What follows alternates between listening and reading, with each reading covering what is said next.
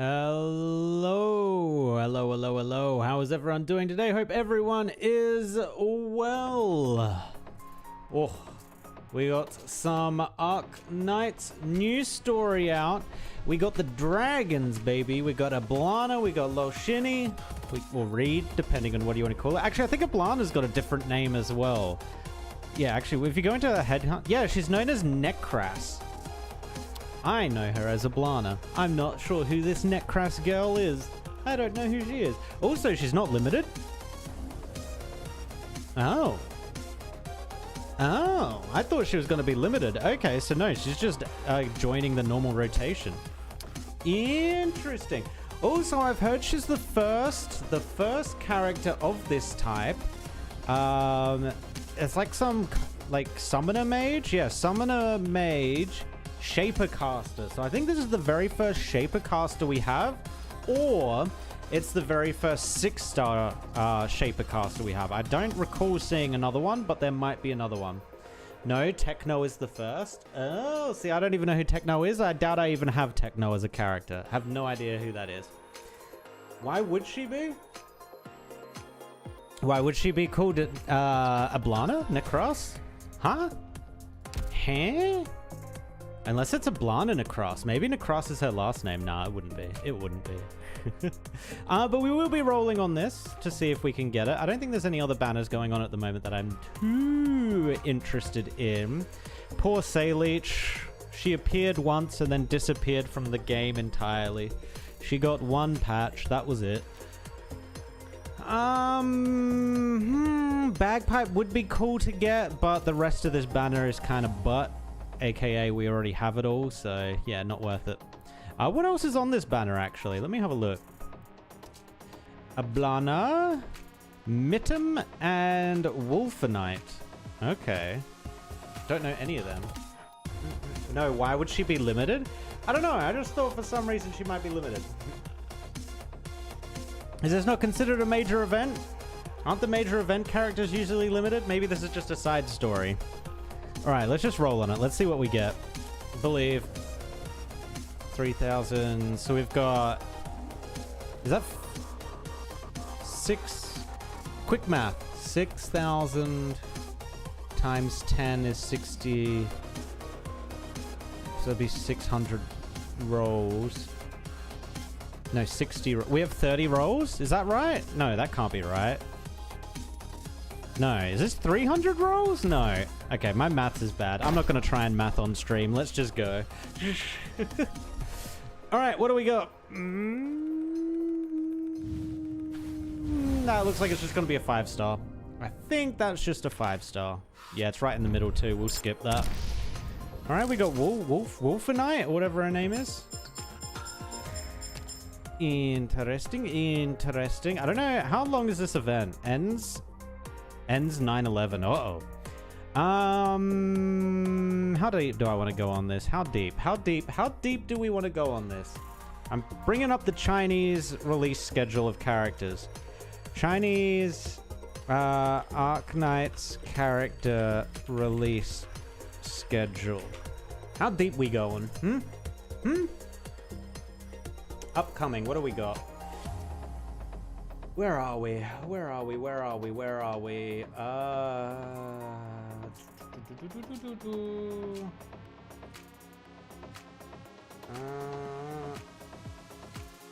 Wait, is this global? I think this might be global. Is Monster next? Is Monster limited? Hold on, opening. Ooh, I think it is Monster next. Okay. All right, are we going deep? Ends when? Yes, it is next. No, it's not limited either. Okay, that means we probably could go kind of deep on Eblana, depending how much we want to. I am kind of intrigued to see what her skills are, because I don't know any, like, I've not played the other character that uses her skill set. So let's see how deep we can go with this. You never know, we might just get lucky right here. Right here. Oh. Maybe. Oh, there's 2 right at the back. All right, we're gonna have to sit through the 4 stars till we get there. Oh, please. Isn't it like a 75% chance or something for the on banner? I believe. 3-star. We got the 5-star first. This is the 4-star. Okay. Lutanada. That's the 4-star. Okay, the next one should be the 5th star. Humus. No? Wait, what? Konnichiwa. There's the 5-star. Okay. We didn't get the other 5-star. That's unfortunate. But still, wait, is she a... I just realized she's a snake. I honestly looked at this. Because we didn't have the full, like, the full art on the page before, I thought this was just like a fluffy tail or something. Nope, she a snack. She is a snack. Here we go, here we go, here we go, here we go. Eblana, Eblana, Eblana, Eblana.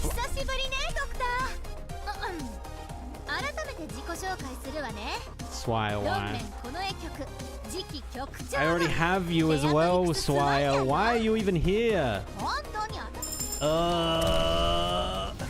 Well, that sucks. That sucks. Didn't even get the different 5-star. Hoya, we go again. We go again. No doubt this is just going to be a blue. There's going to be no gold in this at all. Knew it. I knew it. Wrong dummy mummy? Yeah, I know, right? All trash. Awful roll, that one. All right, now we got all the blues out of the way. Surely, another gold. Another gold? It's another 5-star. Another 2 5-stars. Okay. Is this the new guy? Is this the new guy? I don't think is that the new guy? He must be the new guy because I don't have the token yet. Okay, there we go. We got the other guy. Unfortunately, we're going down to our last 2 rolls here. Well, 20 rolls. Last 20 rolls here. We go all the way, baby. We go all the way. Hey, Cozy, how's it going? Okay, bad luck on the blues. That's fine. Oh, boy. Oh, boy.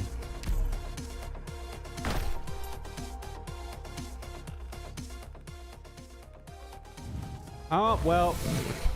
We're screwed. There goes all of our rolls, man. Well. I guess we start saving for Monster now. God damn it. God damn it. Do they do anything interesting in the shop? Let's just ignore that banner. I didn't even want a Eblana, man. Didn't even want to. What do we got? Anything decent in here? Any good outfits? Aren't these the same? Oh, no, actually, no. I think they rotated them out. I don't want any of these. I don't even have Nymph. God damn it.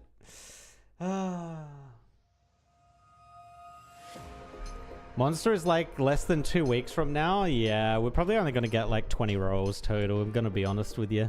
Unless we go full on like turbo crazy mode using all our sanity to get rocks and transforming them into Originium in the factory.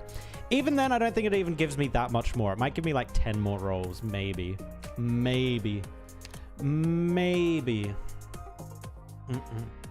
Also, Midam is from Nymph's Vanna. It is adorable. So, Necras Sag. Yeah, no Necras. No Necras. At least we'll get to see her in the story, I guess. Oh my god, look at them. It's the young versions of them on the left and right. They're so small. Alright, what do we got? Bridget? Who is... Wait, do we have a Bridget? Oh, she's probably... Hold on, she's probably the reward one. Oh yeah, there she is. Oh yeah, it's the doggo! I did see this, yeah. She's got that golden retriever energy, I can just tell already. Wait, what is she, by the way? Oh, she's ranged? Loop shooter. That's the bouncing one, right? Yeah, 3 bounces.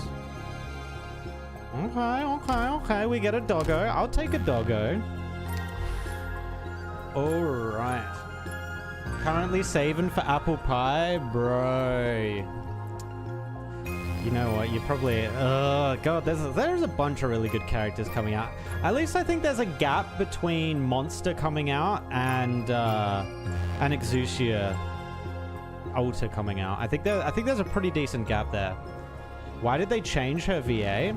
It's not the same. Oh, I didn't even know they changed her VA. Ooh. I didn't even realize. All right, time to get stuck. There isn't a gap. On the website I was looking at, it looked like there was a gap. It looked like there was a decent gap. check it. I mean, I can only check current Exousia's voice. I can't check Exousia Alta's.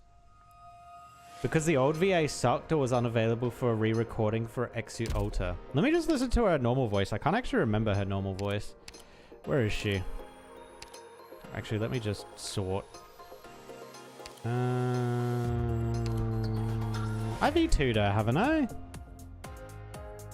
Yeah, thought so. Oh, that's not the voice lines. Here. Nope, that's not the voice lines. There they are. Leader,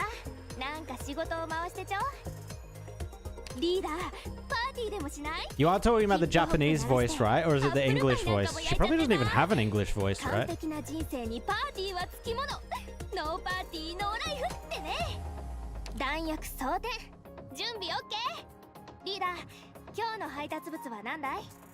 Her voice was decent. I wouldn't say she was crap. Her English voice? Oh, yeah. I was about to say, what is wrong with her normal voice? Hey, Leader! Got some work for us? Leader, how about we throw a party? We can play some hip-hop and eat apple pie. The best life is the party life. No party, no life. Yeah, it doesn't really fit. I'm gonna be honest, yeah, it doesn't really fit. Locked and loaded. Ready for action. What's the objective today, Leader? Yeah, we're gonna keep it on Japanese. Okay, as long as I didn't change the Japanese.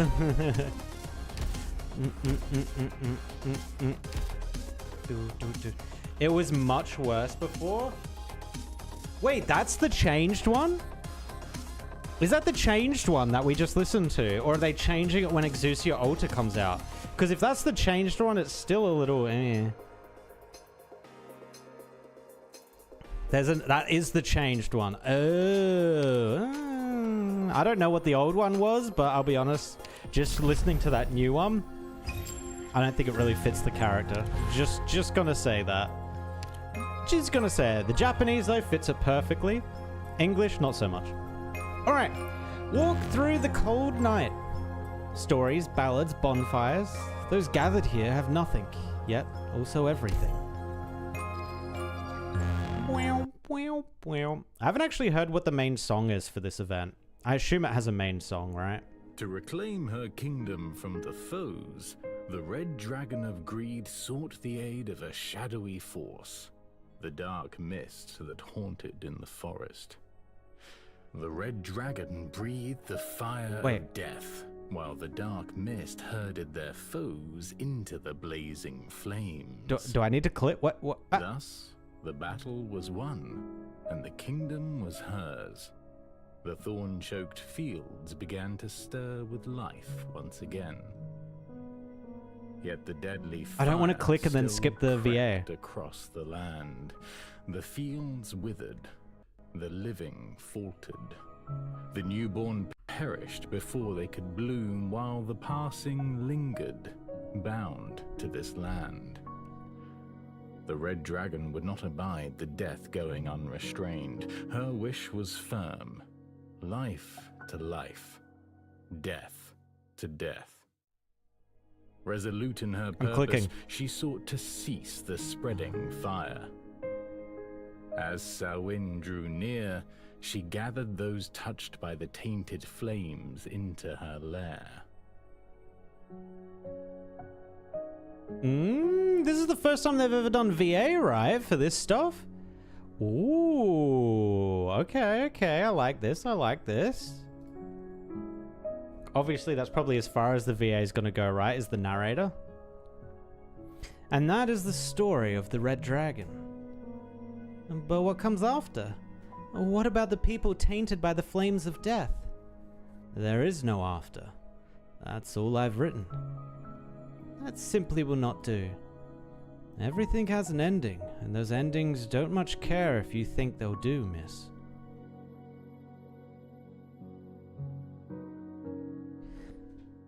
And yet it is for an altogether different reason that you hide yourself in this dilapidated pub after publishing your work. How ridiculous. A lot of things are ridiculous. Do you simply enjoy keeping people in suspense? Is your spirit soothed by tales of readers desperate to know the ending? Some overly enthusiastic messengers did manage to find me to deliver some fan mail. You must have been rather pleased. Pleased? I didn't even read them. Just tossed them into that fireplace. How impertinent. Moreover, not a single story in your collection doesn't cut off unceremoniously. Truly impertinent. It's simple, really. I can't write an ending to save my life. You'd best head home now, miss. You're clearly well educated, and a ramshackle pub like this doesn't suit you. Don't fret yourself over those half-finished stories. Why the hurry to show me the door? Perhaps I can help you. The author takes measure of the woman once more. Even with a hood over her head, he can see how pale her face is. She must be very sickly, he thinks. The moment she arrived in this abandoned village, she went straight for the pub.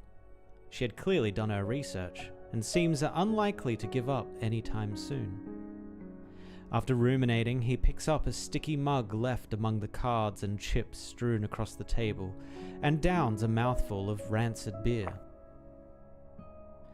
All right then. So what kind of ending were you thinking? Why should I be the one to come up with it? You're the writer, not me. I simply wish to offer you my own story, to spark your imagination. Your own story. Wait, are you another survivor? Did you also narrowly escape death in that city last autumn? Only those who've experienced the truth for themselves would recognize what your stories are based on. Well, go ahead then. I'm all ears.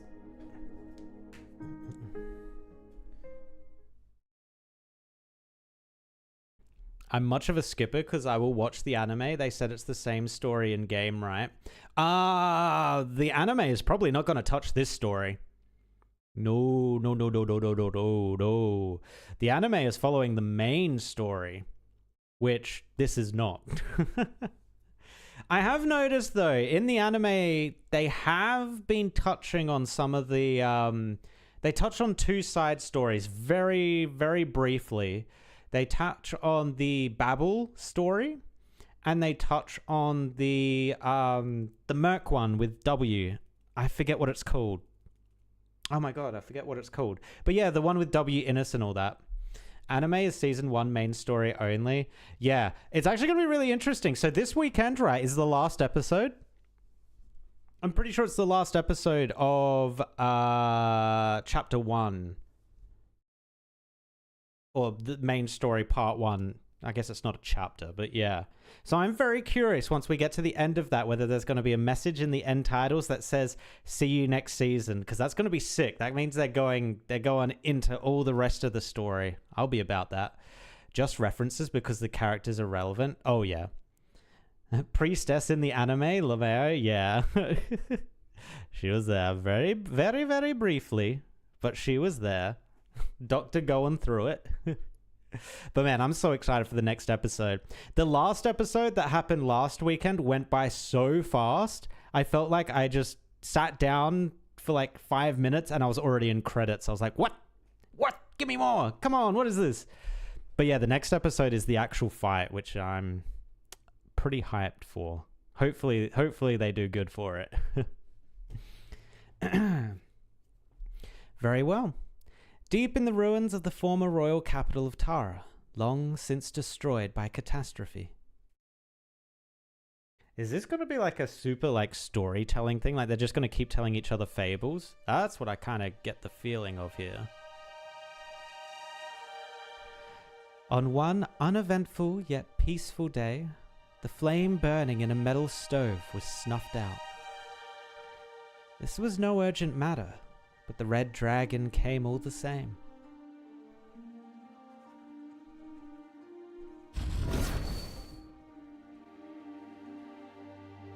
Does it resist being lit? Or is it that not even an ominous outsider, newly come after centuries of silence, can relight old longings and resentments, near worn away by time? Or Perhaps I simply need to be less reserved. I didn't know she was called the Red Dragon. I thought Reed would be the Red Dragon and she would be the Purple Dragon. A purple flame dances around the stove. Under its light, the Red Dragon's face looks even paler than before. Oh. Are you awake? Or must I remind you who you are? The pathetic Red Dragon who cast aside his crown and wandered the wilderness for 20 years, only to be murdered by his closest kin on his return. Ooh, that's... okay, how do I go about pronouncing that? Labhrithach, the exiled king, correct? It truly is a pity, seeing someone still in shock at his own bloody death, 600 years after the fact. 600 years. Give or take. The true date of your death has long been forgotten. I'm shocked, yes, but not at my death. More at the fact that, after 600 years, the Dracos have once again produced an aberration spewing the flames of death. They even let you grow to adulthood without strangling you in the crib. Did the Victorians bid you rouse me from death's slumber? Or did you hide that ridiculous crown from them beneath your head? Wait, was that head? Wait, bed, okay. Victoria no longer yokes the Red Dragon. The Tara of today heeds no foreign master. Huh, not bad. Tell me then, is it popular to wake the dead to deliver good news these days? But sorry, I've got nothing to reward you with. Now if that's all, you'd best be on your way.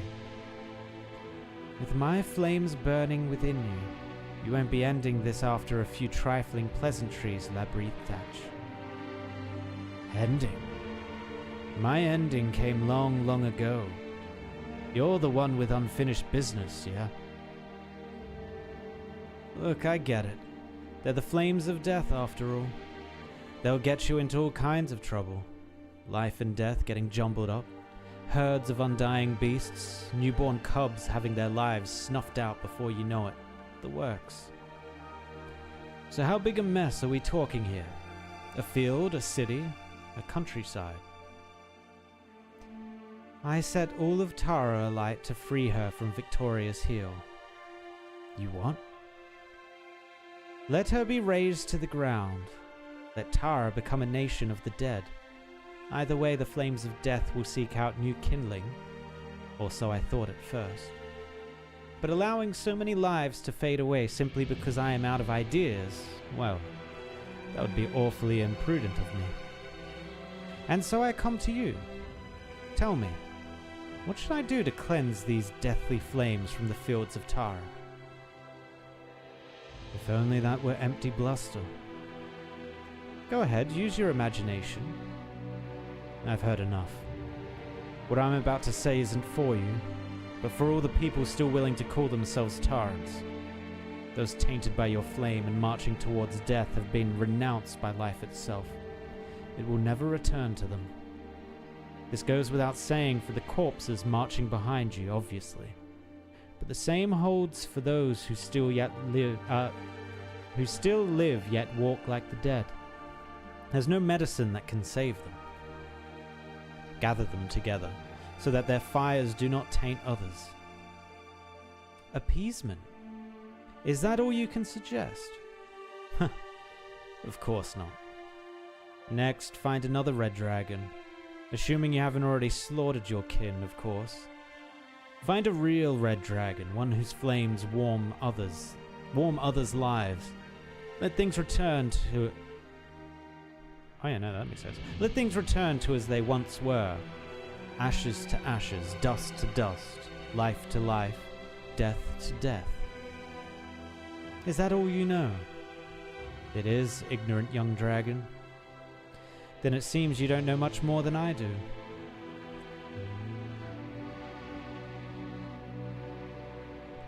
The Red Dragon does not even bother to sneer at him. She simply turns and leaves. She passes by a ruined home, faint yellow candlelight seeping through the cracks. This is the wilderness where the dead roam. No one should be living here, and so she knocks on the door. Who are you? Who I am is unimportant. What's important is, why are you living out here? I came because there aren't any Victorians here to knock at my door and rob the food I dug up myself, along with my savings.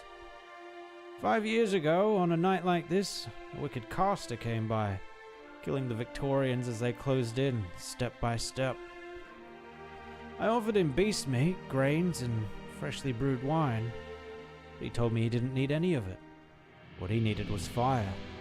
A fire fueled by those who would happily burn themselves away. And so my only son, Keith, left home and followed him. What a noble soul. Then, 3 years ago, someone knocked on my door in the middle of the night again. It was Keith. My Keith. He no longer spoke or wept or even breathed. He just stood there, his body covered in purple flames. How tragic. It gets worse. I buried him, but he refused to rot away in the earth. Instead, he dug himself out, and now his corpse is wandering endlessly through the wilds. Which is why I'm still living here. Are you one of that caster's friends? Are you here to lay Keith to rest? I am. Ah, here he comes. A walking corpse wreathed in purple flame for all to see, shambles towards the two. The red dragon presses the point of her spear against the corpse's chest. The fire rages so hot that it sears away its flesh in an instant, leaving nothing more than ash. But an idle thought crosses the old man's mind. The fire did not seem to burn out, but instead went up along the spear to return to the red dragon's body. And what of you? You're also tainted by the purple flames of death, are you not? The old man looks himself over but sees no flames licking his body like they did with his only son. But to the dragon, the flame consuming him was even brighter than that of the dead. If you mean sorrow, anger, and hatred, then you're right, witch. The Victorians taxed me in coin, while you and your ilk taxed me in blood. Together, you've taken all I have. I've been empty inside for a while now. The only thing keeping me standing are those so-called flames of yours. Then, what if I were to take them back? What would you say to that? I'd say you're late. The old man closes his eyes, facing the point of the red dragon's spear. He can feel the fires of anger and sorrow propping him up, but burble as they flow into her hand. As they leave his body, his muddled consciousness leaves with them.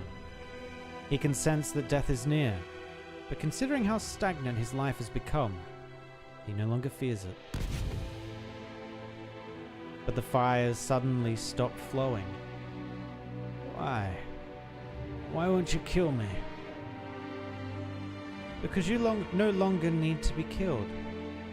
A spirit once told me that life will never again grace those tainted by the flames of death. Now I see that he was right. Wait, what?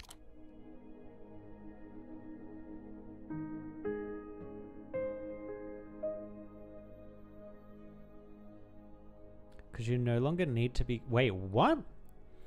He can sense that death is near. He no longer fears it, but the fires suddenly stop flowing. Because you no longer need to be killed. Life will never return, never again grace those tainted with the flames of death. Now I see that he was right.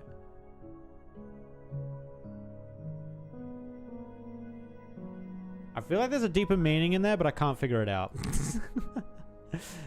Definitely a deeper meaning in that. Now I see that he was right. The red dragon answered coldly.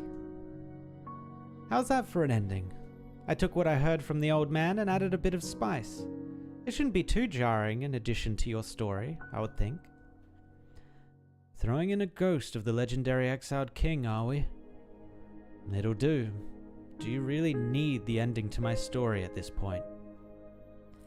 What you've seen clearly differs from what I saw.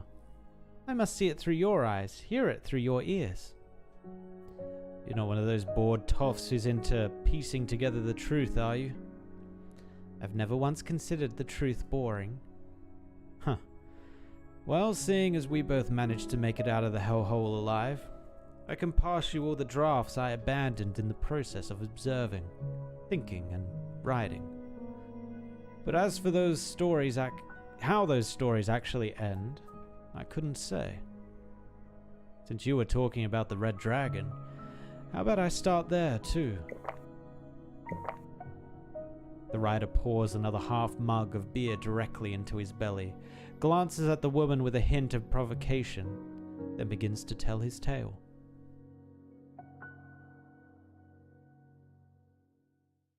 If you have ever made the journey to the red dragon's lair we call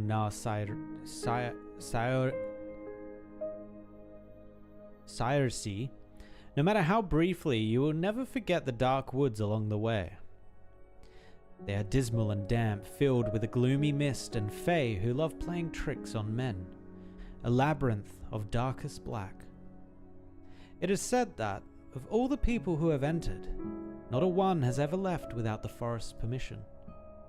Even if it does open its boughs to allow you passage, the mischievous fae will still lead you astray, jeering at your clumsy movements all the while. But once they finally leave you be, is Reed. It will become as beautiful as a painting that should not exist in this realm. The red dragon, along with the people who have followed her all this way, step into the lair without the slightest hesitation, leaving that beautiful sight behind them. Na Sairsi, the heart of Tara, the red dragon's lair. Na Sarsi? Okay, we'll go with Sarsi. Which red dragon, you ask? Guess you really do enjoy piecing together the truth. You must be thinking I think you don't know a damn thing, so I'm trying to mislead you. Well, since you're already so well informed, no need for me to beat around the bush.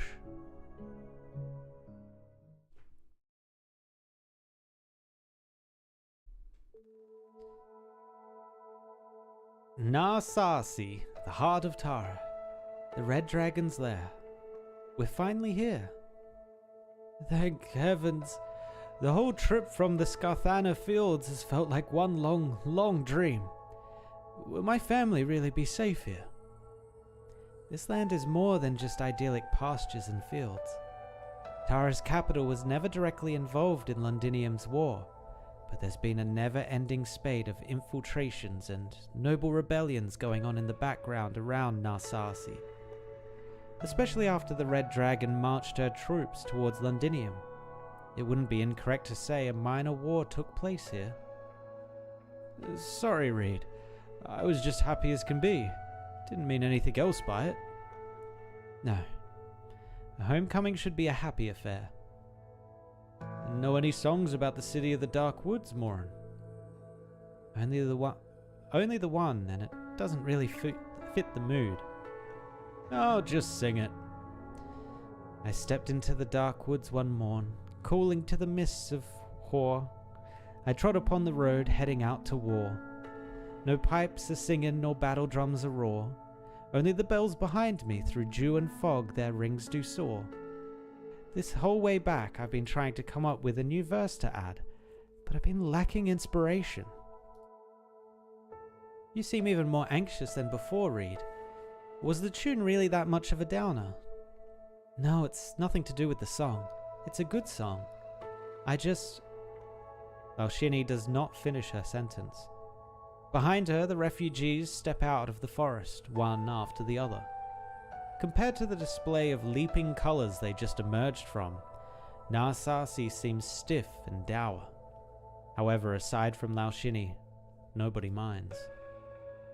All they know is they have finally ended their long sojourn. They have reached Journey's End. Freerin, a Journey's End?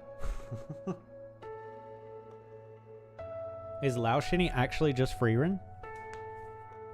They have returned home.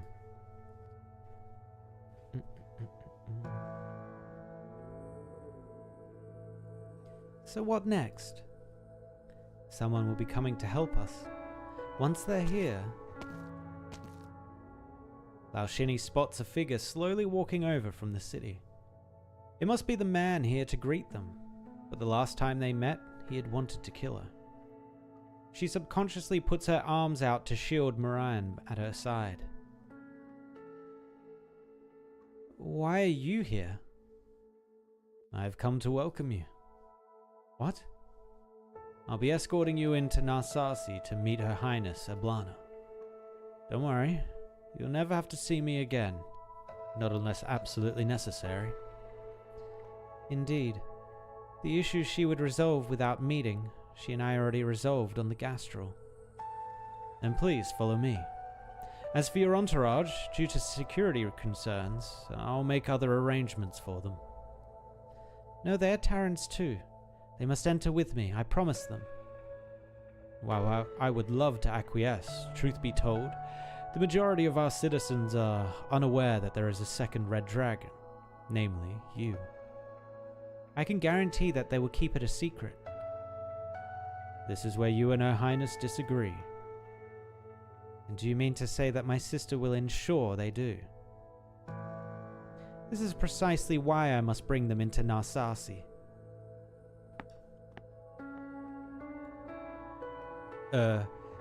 I may have an idea that would satisfy both parties, if you'd care to hear it. I brought you here, Wake Woman, not simply as an overseer for settling citizens, but also for your discretion in sensitive matters. I hope this idea of yours isn't mere wishful thinking. If so, know that even you will no longer be welcome in Narsasi. Of course, of course. As you so eloquently put it, Narsasi is indeed unable to so readily open its gates to our errant countrymen. But I'm headed to the village of the Wakemen tomorrow to ask for some sacred instruments. Seeing how these people have nowhere else to go, I can have them stay at the village for now. Wakemen? Isn't that some sort of codename plucked straight out from the legends? My people have been relegated to song and story for many, many years. True. Those of us who live around the ruins rarely ever leave. I'm just an oddball. Which is why I can promise you that, well, no word of the Red Dragon will leave the village. I really want to trust you, but... Are you really one of them? The Wakemen? Moran? Before my great-grandma passed, she asked for a traditional burial held by a Wakeman. Our family searched all over as best we could, but never found one. All we could do was pass it off as the ramblings of a dying woman. But she was a woman with her head on straight, not the type to mix things up with legends. If she said something's real, it's as real as can be. Besides, I've heard many stories about your kind. I'm willing to trust you. Then, please, don't betray that trust, Wake Woman. Naturally. All right. What say you, Mr. Brigadier? Go. Problem solved.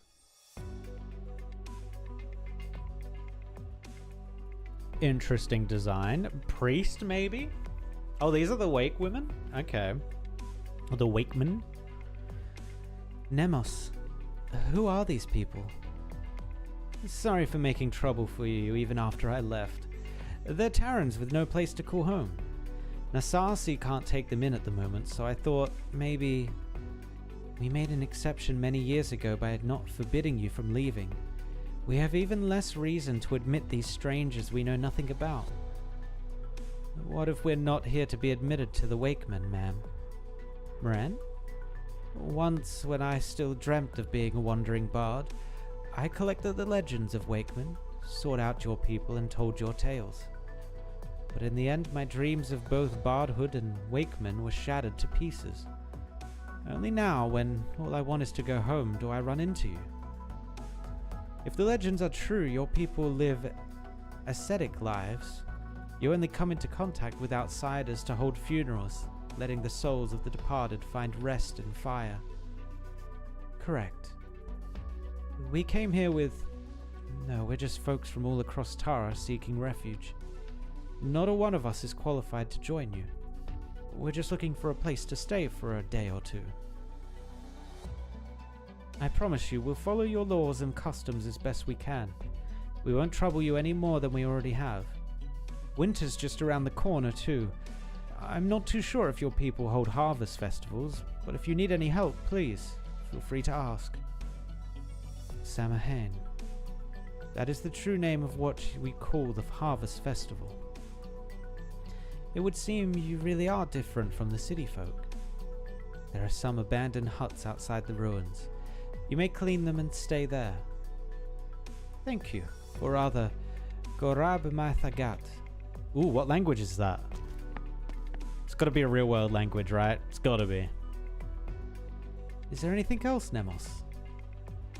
The Dubliners in the city want to hold a victory party to celebrate Tara's liberation. I promised them and asked you for some of the sacred instruments that show Taran unity and represent the importance of tradition to the nation. With Samhain almost upon us, we have none to spare. Have you forgotten? But even if we did, we would not give them away. We're only requesting them because of how much they value the old ways. Then why is it that not a single denizen of Narsasi has come to us to request a funeral since the city became independent? We can tell the difference between remembering a name once forgotten and dressing yourself up in a name you've read in a history book. But if you cannot return empty-handed, then take this whistle and go. This is just an ordinary whistle. It is the highest honor we can give them. The Wakemen do not stand with the living, nor do we require their reverence, until, of course, they are dead. That is the tradition Dublin should be honoring. Take this shitty whistle. That's as much as we care about you.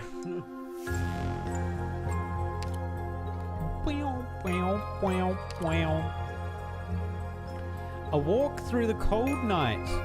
Oh, it's the same thing. Wait, what? Oh, I clicked the same one. It's this one, EA1. It's going up, not down. Title page. Why have you come self-exiled? Wait, only 2 enemies? Okay. Ooh, pretty maps. Very pretty maps.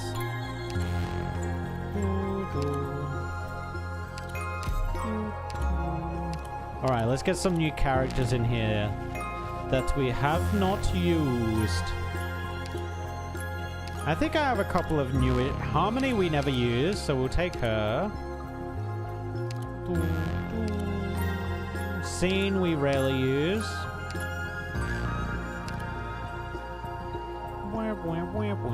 Durnar we rarely use. Crown Slayer, because why not? Papyrus as our healer.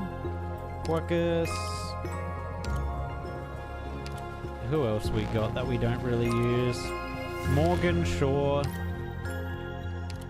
We did use Kazamaru a while back, but I don't really quite understand how to use her, and I feel like she is actually probably quite strong.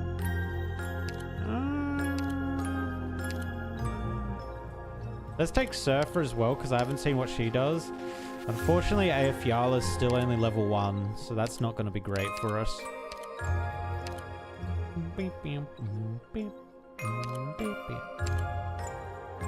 Let's take Ambriel.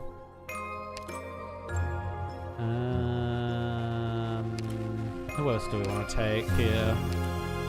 Paraminx or Praminix. And the last one we'll take is Glaucus. Oh no. Please save my team. Please. It's not going to be saved. Ugh. Let's see. Surely. Nope. Alright, I kind of remember who we picked.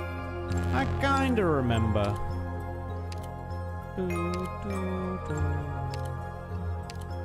Quick scanning. No one here. Harmony. Glaucus. Scene. Oh, Krameninx. Dorna. Ambriel. Crown Slayer. Who else do we grab? Papyrus. It wasn't Indra, was it? Or was it Indra? Maybe it was Indra. No, it was Morgan. That's right. Morgan. Kazemaru. And I think that might be it, actually. I think that's all we took. Oh, Surfer. There we go. Alright, let's go.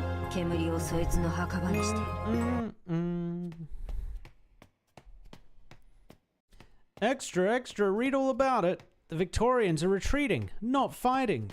Tara has gotten back all its territory. Peace will be restored to all of Tara by Samhain.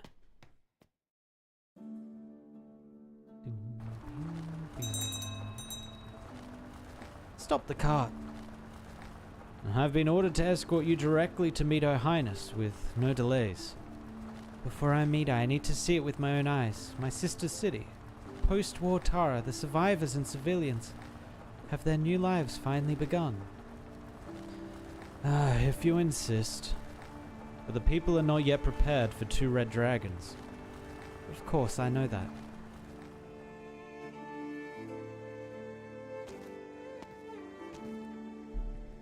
Just take these. These knives, axes, and bowls are all made of iron. They'll make for good materials. I beg you, Kulin, take them. Even if you have to melt them down and make some eyes for our statue.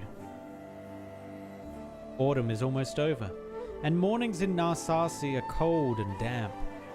A pair of scarred, weathered hands rub against the cold and dry metal goods, much like a soldier running their fingers over a medal of valor in wartime.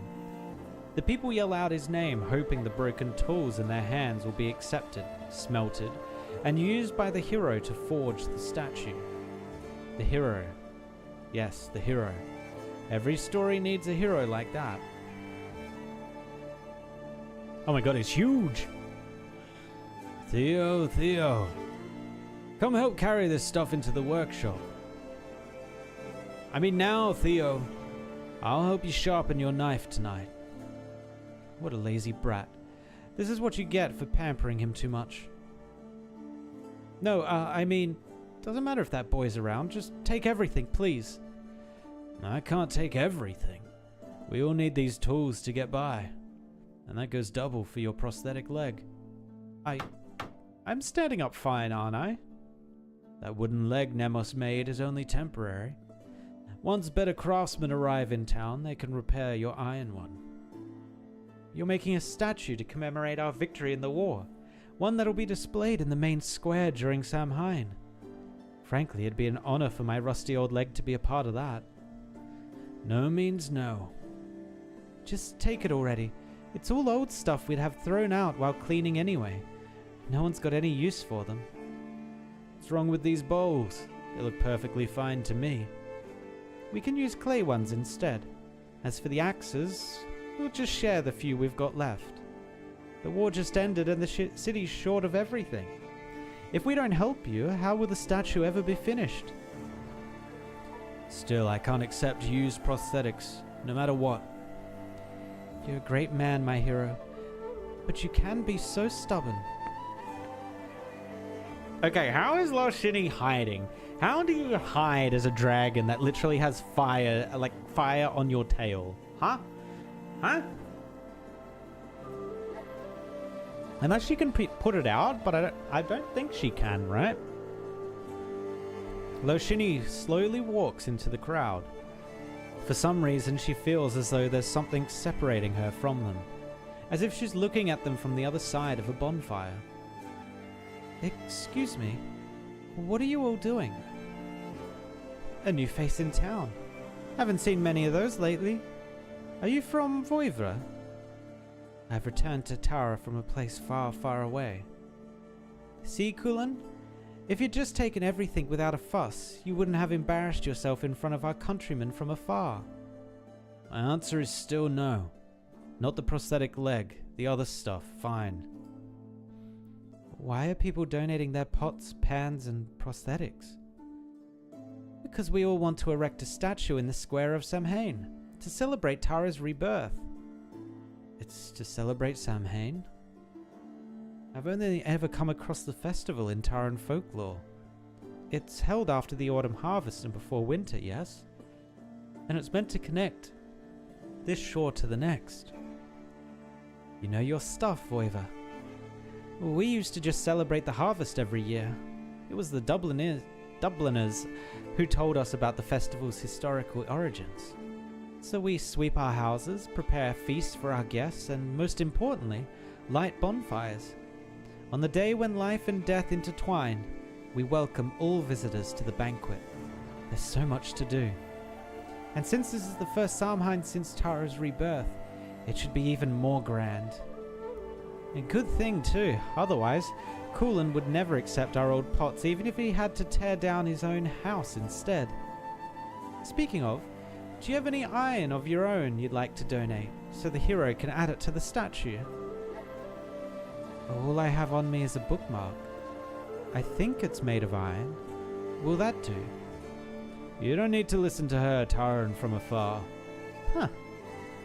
So what sort of statue are you making? A red dragon to celebrate Tara's rebirth. A red dragon? I'm telling you, Kulan, if you don't take my prosthetic leg, I won't leave until you do. And I suppose I'll have to pick you up and carry you back myself. Ugh, you and your gigantic muscles. By the time Samhain is over and the statue has been erected, we'll all be living the good life. We'll be able to make as many prosthetics as we want. Just imagine a massive dragon statue standing tall in the night. Even through winter, its flames will remain lit, just like in the legends. Why, it'd be enough to drive off the man-eating mist. And we wouldn't have to obey that blasted curfew anymore. The curfew is an order approved by the Red Dragon, put in place to ensure our safety. I know that. Of course I know that. As they speak, more and more people begin to gather around them, until the alley is completely blocked. They each carry all manner of things meant to be melted down for the statue. Kalan patiently receives each new visitor as the objects at his feet begin to pile up. He's quite a large man, but even he can't carry all of them at once. Allow me to help you, Kulan. Oh, no need for that. My apprentice, Theo. Can you really count on Theo, though? We have no idea where that rascal ran off to. He talks a good game, but slacks off when no one's watching. Typical Victorian. And how old was he when his parents died? Does he even remember Victoria? And so what's your name, friend? Reed. Have you found a place to stay yet? You're welcome to stay at my place for the night. You wouldn't want to be wandering the streets during curfew, that's for sure. I think I do, but a curfew? You mean the city has a lights-out bell? Not quite. Victoria used lights-out bells to suppress the Tarans. Narsasi's curfew is to safeguard us. The black mist lingers in the dark woods, shielding all of Narsasi from outsiders, but at times it also drifts into the city streets. The curfew is meant to prevent anyone from encountering the mist. It permits no trespass. Anyone who enters without permission will never return. You mean the mist really eats people? Listen to yourself. You come all this way and this is what you ask about. Look, things will be better soon. Just you wait. Now come with me. I'll show you around Narsasi. What about the man building the statue? Kulan, was it? What is he going to do?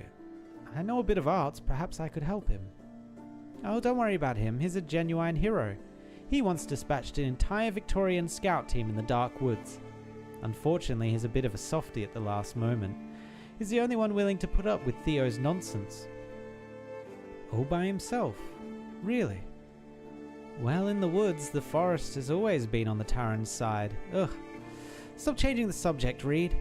Just come with me and have some ale and stewed meat. It'll warm you right up. You must know that you've come home at the perfect time. This little town seems comfy. Phew. Well, at least there are still potatoes in the store. Damn, look at the time. I'm late. Who's the one charging through here like a wrecking ball? Theo? Sorry. I'm just in a hurry to get back. I didn't mean to bump into you, sir.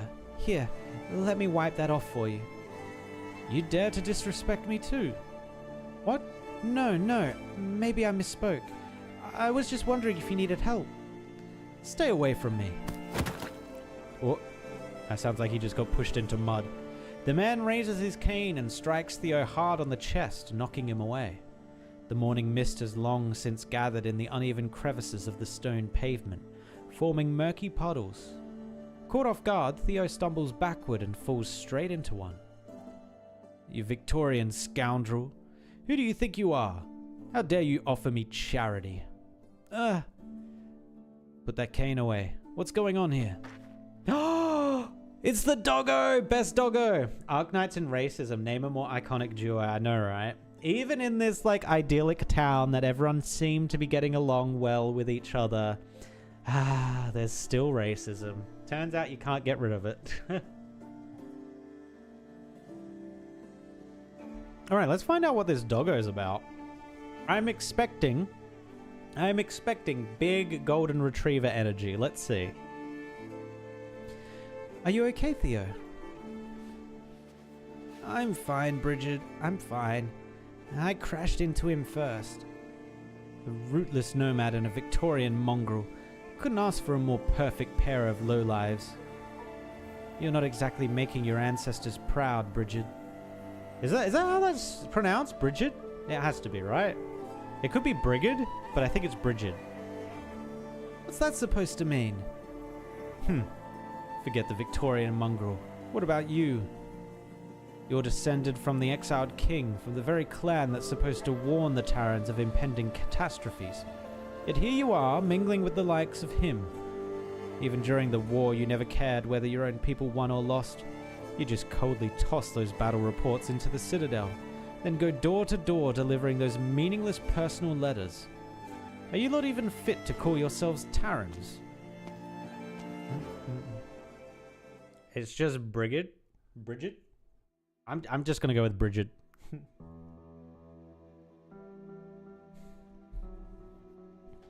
So this is the only place you have to go. Why not just go back to Kulan? I need to wash my clothes first. It should be quick. You don't need to worry about me, Bridget. Of course I'm worried. I came here just to see you after all. How's a place wrecked by war and left to rot any better than Kulan's workshop? At least there you'd have the forge keeping you warm and hot meals. No, it's just that I don't want to cause him any more trouble. Please, don't tell Kulan about what happened today, okay? I'll be on my way as soon as my clothes dry. I'm not here for him, Theo. I'm here for you, to take you away. Take me away? Did he say something to you?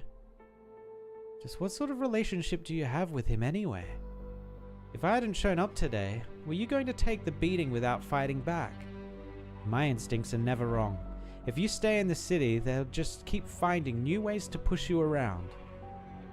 Today, they've shoved you into a puddle and beat you with a cane. Tomorrow? Who knows? Anyhow, just come with me. I can take you to the plains or anywhere else you fancy. Up to you. You and me, we don't belong here. And if you've got nowhere else to go, you can always head to Nemos's old place and stay with the Wakeman for a while. I do want to see them after all the stories Nemos has told me. But I can't leave, not unless Kulan asks me to. Nemos has no time to look after him, and the dragon statue isn't finished yet. What would he do if I just up and left? But still, thanks, Bridget. If you say so, then I'll take you back to the city before I leave. No, don't bother. It's cold out, so my clothes won't be dry for a while. I'll go back then. And if all else fails, I can always take shelter in that abandoned home.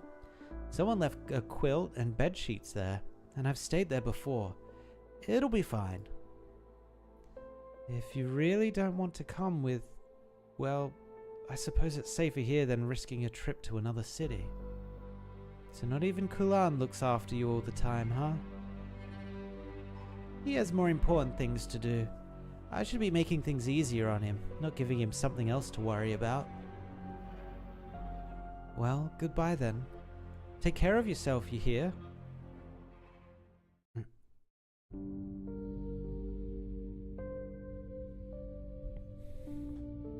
We're here. Like I said, you've come at the perfect time. Today we have fresh ale, stew, and oatmeal. If only we had a bonfire. Shouldn't you save that for Samhain? According to the old customs, we can actually light it a few days before Samhain. And again, the war just ended, so we really don't have much in the way of firewood. We can't just start chopping down trees either because of the curfew.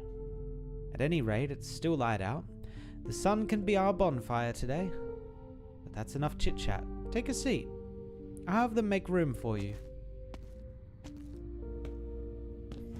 By the way, I just saw they have Moomoo's 6 stars kit. Absolute what the fuck tier. Wait, what do you mean? By the way, I just saw...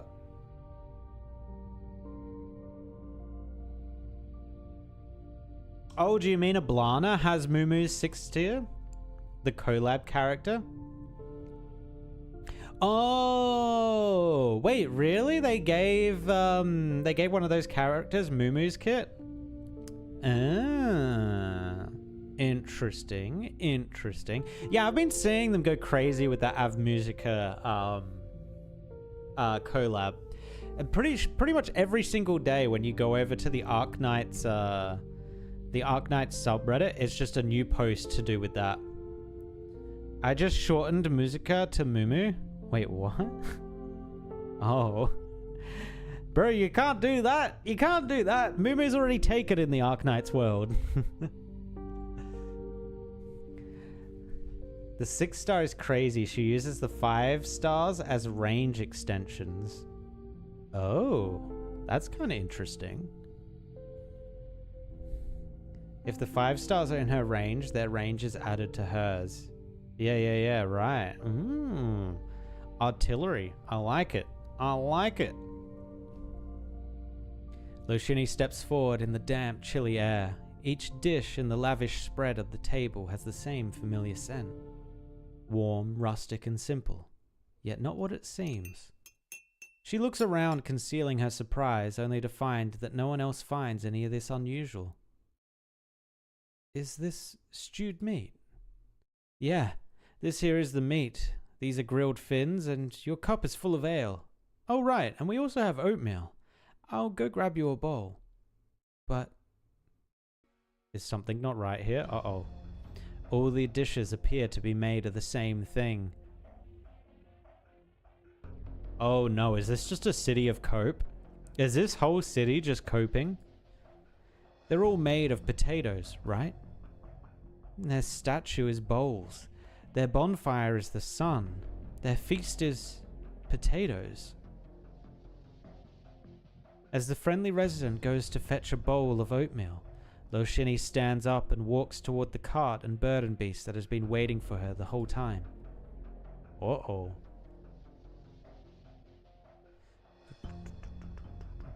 For someone who likes potatoes, I don't see the problem. Everything is potatoes now. Enjoy. Her Highness will return very soon. Please wait here. And this place is? Narsasu Citadel. The highest point in the city is just up the steps beside you. This is also where Her Highness lingers most when she's in the city. I'm glad to see you aren't filling the halls with candlelight, musicians, and lavish feasts. I've already told you, the primary reason the city is short on supplies is because trade between Victoria and Tara has not yet fully resumed. We're working as hard as we can to resolve the issue. The residents are very understanding of the situation. They hold nothing but goodwill and genuine love for Tara. Your Highness Eblana, leave us. At once. Lo Shinny. Just what is going on in this city, sister? Everyone's celebrating Samhain, except there's no harvest, no bonfire, and the feast is nothing but potatoes. If you came here to make me repeat what the Brigadier has already told you, well, I suppose I can play along. I wouldn't want to spoil our long overdue reunion. I'm more worried about your spear. Where is it now? My spear? If you're talking about the spear you gave me, it's being stored in a warehouse on Rhodes Island. I no longer need it. How can someone with no weapon claim any sort of power? Or forget power, even survival would be a struggle. I said the spear you gave me. Also, you won't kill me, at least not yet. As a puppet that has only just regained its soul, you wouldn't want to break me before you've had a chance to play with your new toy. Your words are quite hurtful. Anyone can be made a puppet, Lo Shinny. Anyone except you. You are my dance partner, yet you'd rather stand in my shadow than join me on the floor. Until about a year ago, you finally got bored of me, didn't you? I don't recall what you're referring to. As for power, I'm not here for power. That power rightly belongs to you. Oh? You've been setting fires all across Tara. Those fires have melted the chains that once bound the Tarans. That much is true. Is Reed's artwork less res than Eblana's? Oh, it 100% is. Oh, we need Reed to get redone, please. We need more pixels. I require more pixels, please. Then why have you returned? To bear witness. If you're truly willing to use your power to give the Tarans a new beginning, then I will do everything I can to support you. Say, for example, that you're too busy to deal with the supply shortages in the city right now. If so, I'd be willing to help with that. Whether I step forward as a second red dragon or hide my identity as before, it makes no difference to me. As noble as ever, my dear sister. But I can't say whether you would truly be satisfied with that. The sister I knew wasn't someone who sought power simply to live a life of indulgence. She wanted more than that. But so far, every step you've taken has been paved with bones and blood. I can only pray that's because you've had no other choice. I sincerely hope I will never have reason to collect my spear and come searching for you. Not bad. Not bad at all.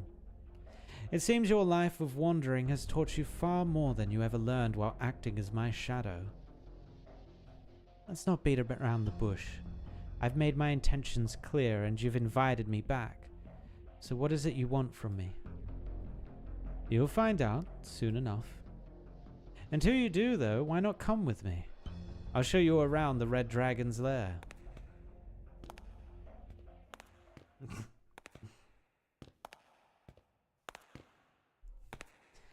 Legend has it that the architect deliberately shaped the plate with uneven elevations to mirror the old Taran capital.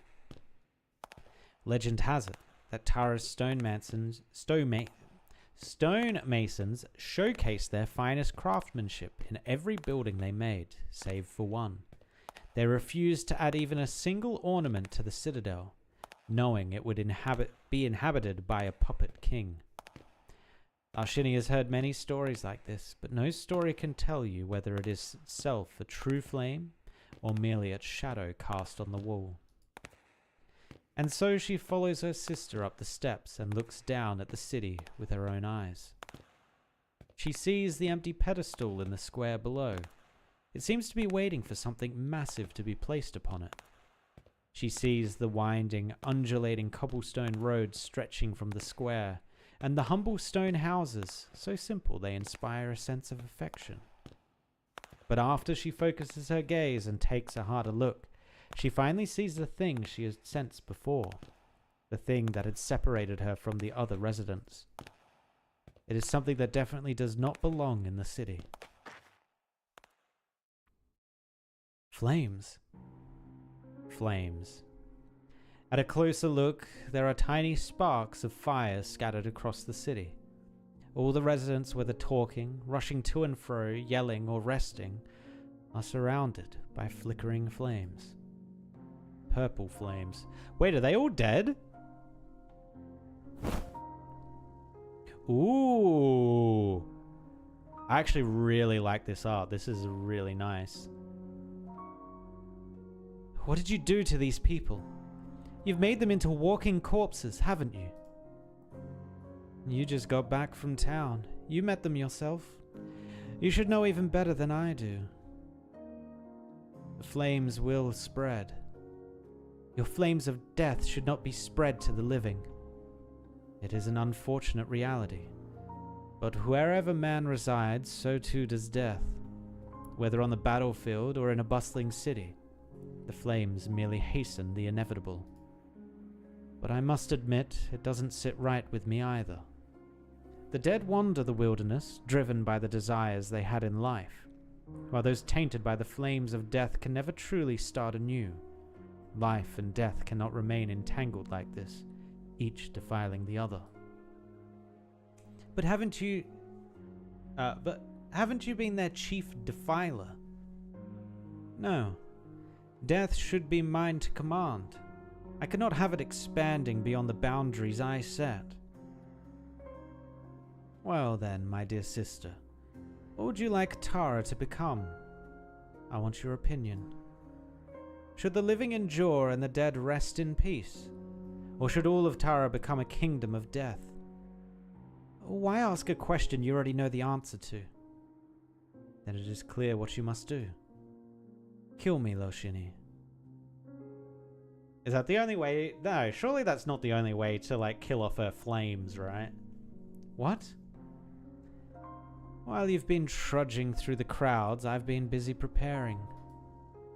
The moment the tip of your spear pierces my heart, heralding death's embrace, everything tainted by my deathly flames shall leave this realm along with me. Then, you will become the first and only true leader Tara has seen in decades. I will not be your shadow anymore, and we red dragons will not be the monsters they claim us to be, slaughtering our own kin in madness. Sometimes, often, even kinslaying can be a virtuous act. What about those touched by your fire? That ain't right. What about those touched by your fire? Can they really start their lives anew as you promised? I have promised nothing about life, Loshini. Not even for those untouched by my flames. Idyllic city, yeah. As for the city folk, they have already been entangled by the violet flames. They'll gradually become walking corpses, and eventually leave here with me. This much is certain.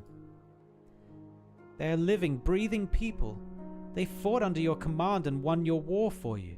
They have the right to start anew. An unfortunate fate, to be sure, but their fate nonetheless. No, Eblana, it shall not be their fate. What will you do then? What can she do? Loshini has more to say, but Eblana has already turned around and started walking down the long corridor. Her footsteps are so soft that Loshini did not even realize she had left. After her sister's figure disappears completely into the darkness, Loshini turns her gaze back to the city. How she wishes it were all just one of Eblana's tricks, but the flames are real. She clenches her fists, pulls up her hood, and turns to descend the steps. Ripperino. That's why everyone's so happy and... Actually, there's still racism. Couldn't she have burnt the racism away?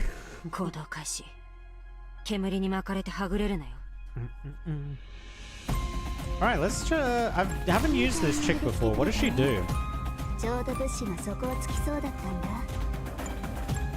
Oh, okay. Oh, she's a quick deploy... Oh, that's so weird. She's a quick deploy DP generator. Huh. Okay. Oh, look at these guys! Look how cute they are! They're just little lettuces.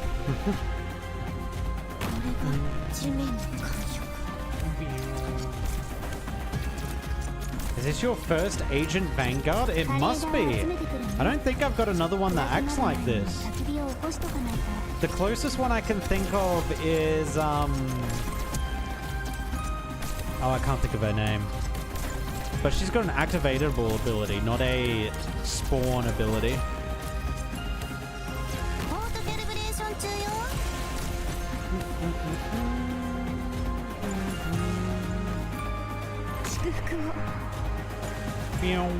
Oh, these aren't as cool as the lettuces, man. What are these guys? Oh. Oh, they turn into lettuces.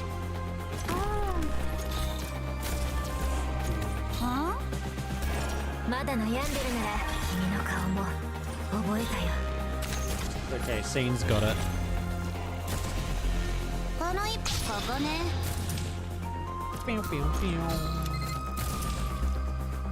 Could actually probably do a Kazamaru here.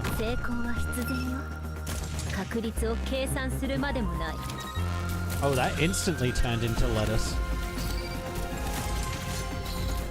They're all like that? Oh. It must be my first one that I've actually used, yeah. Now there's 2 Kazamarus, let's go.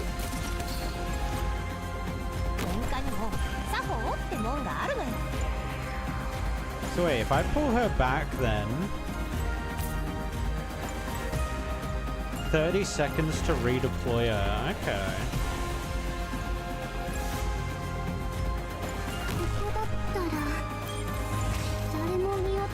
Oh, Scene's probably dead here.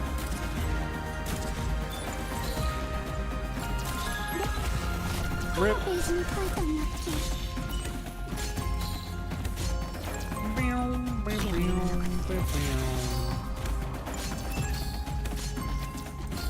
Wait, I thought she was untargetable when she was in this. Beautiful, there we go. Alright, so let's try this out. Let's see what she actually does.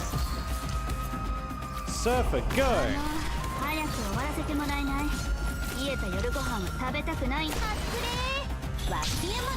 Oh, this is actually bad. Hold on. Okay. I forgot Scene went down.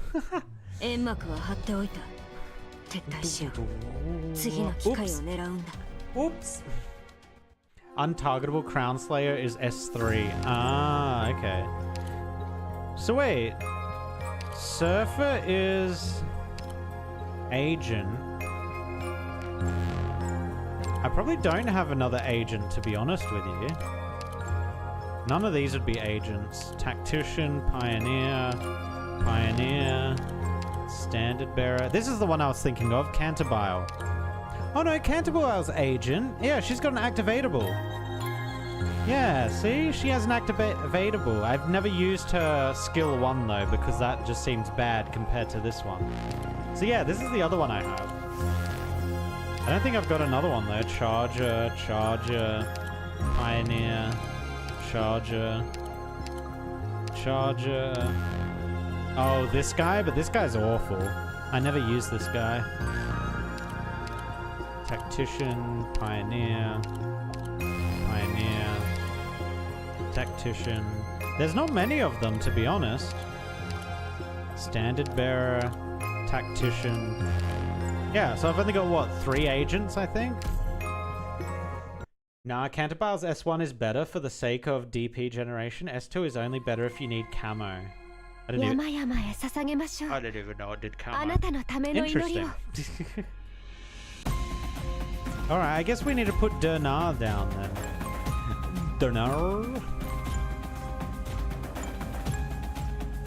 援護お願い。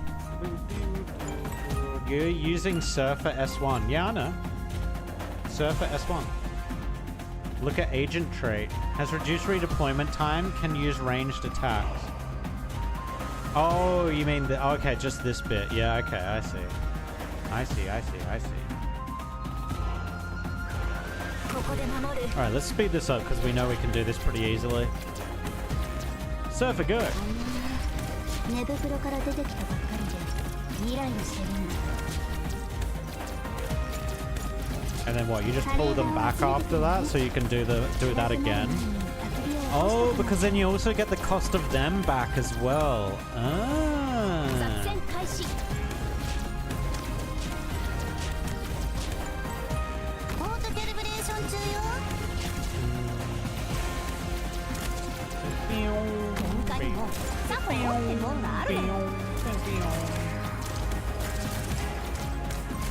Alright. Oh, Surfer doesn't work anymore. She's too far away. Sad. I guess I could just do this. 最悪なタイミングで来ちゃった I'm not sure where the break-even point is on her. せっかくの予定なのに。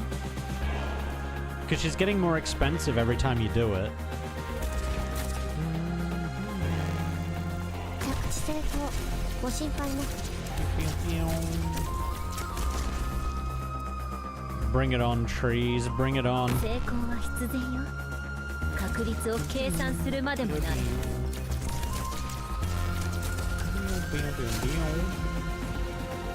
Are the trees ever? Okay, here they come. I guess you could do this. 早く終わらせても I らえ don't ない get what causes them to change. 食べたくないんだけど。王冠を打ち取って Oh, actually, I think I do. It's when they get blocked.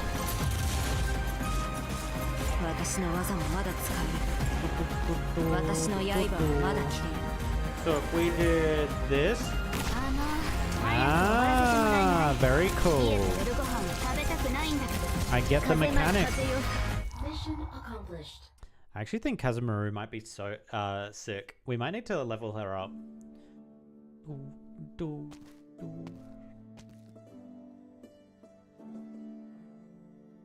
Sorry. Ma'am? Hold on, please.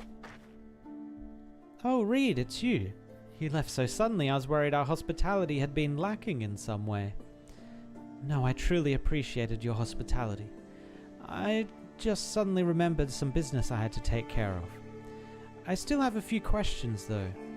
Would you mind answering them for me? Ask away. Do you realize that you're engulfed in flames? Flames? Oh, you mean my blessing? Wow, you can see other people's blessings. I didn't notice until someone pointed it out to me. Wait, you're saying you know about the flames, but can't see them. How can that be? The friendly resident puts her head on her waist, or hand on her waist. The ancient Terrans carried small flames at their waists, stabilized through originium arts to dispel the dark mist in the marsh. After Victoria seized full control of Tara, this custom, along with all similar practices, was strictly banned. But times have changed. No longer bound by Victoria's rules, the Terrans, or at least the people of Narsasi, have chosen to wear small originium lamps at their waists. I'm sure you know fuel is scarce, and with the curfew in place, we can't afford to keep the lamps on, nor do we need to. But if we carry these small lamps... Purple. That's her fire. That's the color of her fire in the lamp. Now, wherever people turn on their lamps, this is the color they'll see. Even if they replace the filaments with different ones, the color remains unchanged. Are you not the least bit worried about this? Well, as you can see, things are on the up and up here in Narsasi. And what explanation can there be but the Red Dragon's blessing? But... But if a reckless returnee tried to warn her that those flames were anything but fortuitous, she would never believe it. Laoshini hopes that perhaps a more direct approach would work. But I wanted to experience the dragon's blessing for myself. May I hold your hand? But you've already entered the city. Everyone who does will receive the blessing sooner or later. Please, it's just a small favor. Well, I suppose it wasn't easy for you to make it all the way back to Tara. Oh, right. What do you do for a living anyway? I know some basic medicine along with some healing arts. Nothing to brag about. So you're a doctor then? We're in need of doctors, actually. Come here, give me your hand. Is she gonna do something with her flame? Can she, like, counter Eblana's flame, maybe? So attack speed buffs are more important than attack buffs? Oh, sorry, hang on. You said something before that. Agents have low stats and fast redeploy to encourage constant pump and dump. But also they generate DP per hit during skill. So attack speed buffs are more important than attack buffs. Does it work out to be better than a flag bearer like Myrtle? Does it end up being better DP generation than just having a Myrtle?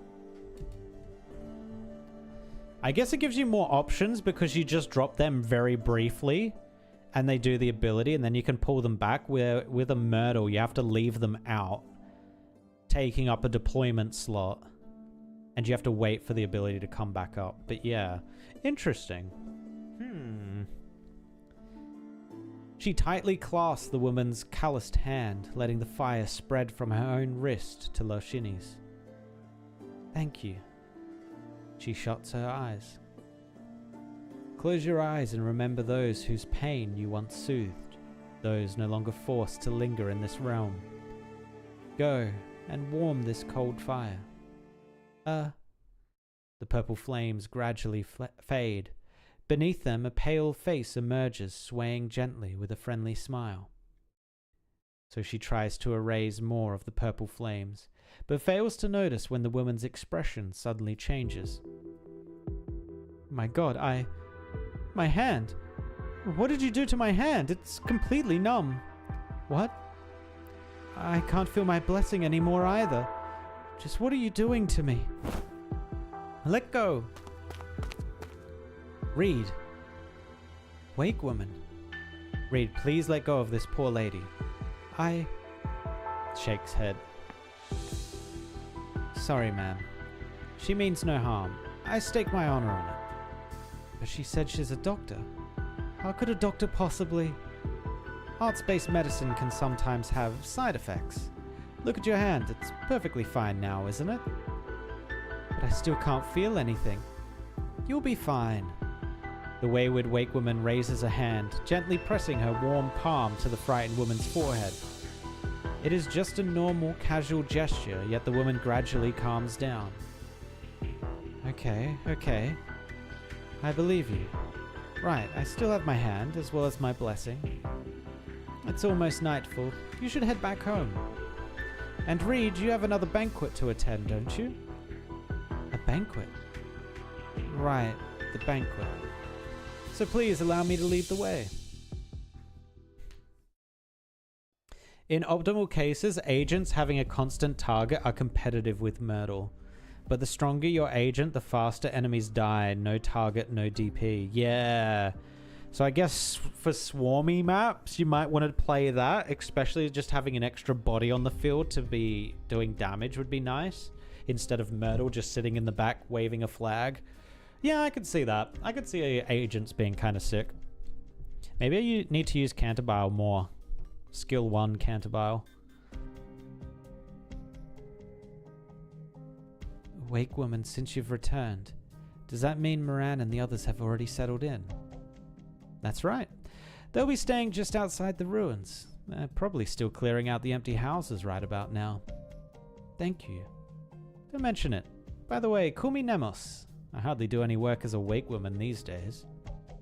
Alright, Nemos. You mentioned a banquet just now. Who's hosting it?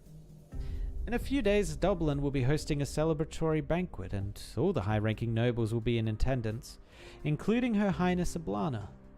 We've been very busy with all the preparations.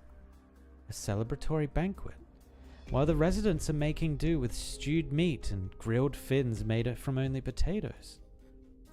The potato thing started out due to a food shortage, but now they're just used to it.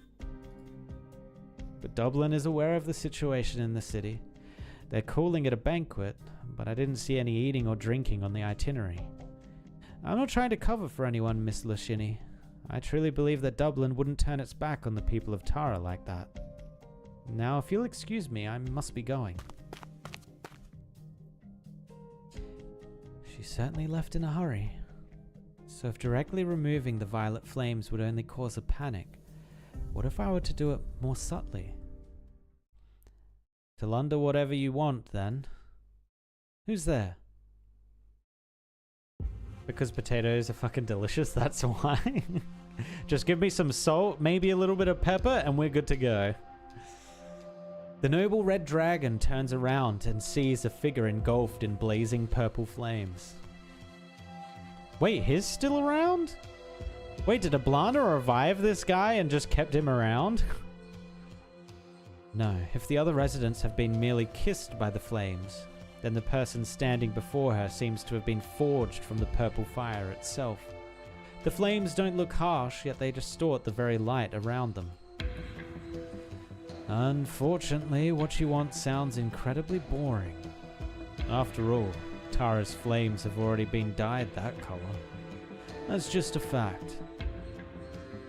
You know about the flames. I happen to find out about them, yes. Tell me everything you know. It's extremely important. Why should I?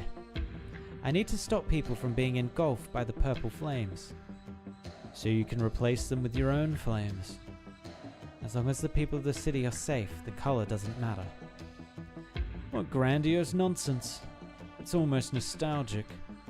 Your excuse is so clumsy that it's laughable, Red Dragon. What is your relationship to my sister, sir? Laushini takes a step forward while the figure moves backwards, preserving the distance between them. Relationship? You, your sister, and I are all cut from the same cloth. We all crave power, conflict, and bloodshed. We're all itching for what comes next, eager to set the land ablaze. But this time I'll stay out of it. Until the lair is consumed by flames, I'll be cheering on both sides. Goodbye. Wait. He's gone.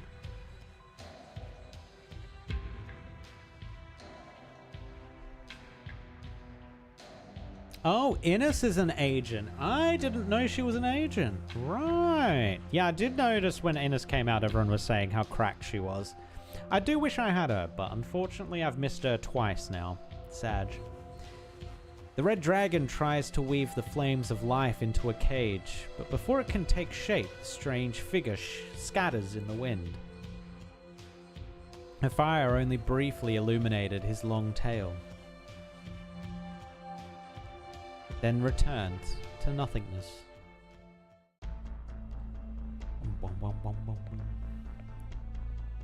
Sir? It's you. What's wrong? Why have you come to see me now? Don't tell me there's another problem with your grain shop that I have to deal with. I've never treated you as a subordinate. We're business partners, understand? I understand. Good, as long as you do, I have another shipment that needs to be escorted out of the city. Leave soon and be back before curfew. Sir, about that. About what? About the grain we sent out before.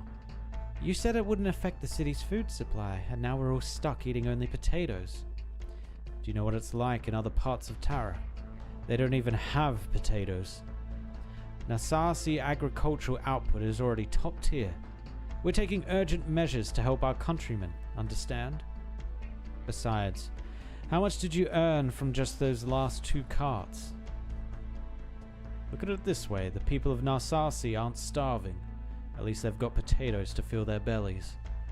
What's more, it's almost harvest time. There'll be plenty of new grain then.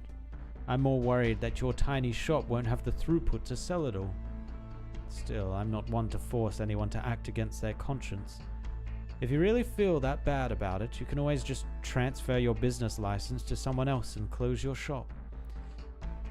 But how will I eat then? I told you, you're not my subordinate. How is that my problem? Alright, just hand over your business license by the end of the day. No, don't. Okay, I'll do it. Why are you still standing there? I have something else to discuss. My friend told me that lately the dark mist in the forest. Dark mist. If I needed you to remind me about that, I might as well quit now. There'll be someone waiting for you once you're past the gates, just like always. Anything else is none of your concern. Now go. Innes is coming to the gold cert shop really soon. Ooh, my gold certs are almost built back up. Okay, nice. We might get ourselves an Innes. Sir, what is it? Did the Brigadier say something when he was on patrol this morning? No, sir. He didn't come around this morning. The leader sent him on another assignment. Phew. Then what's got you in such a panic? It's officially harvest season for the agricultural plate to the south. Isn't that a good thing?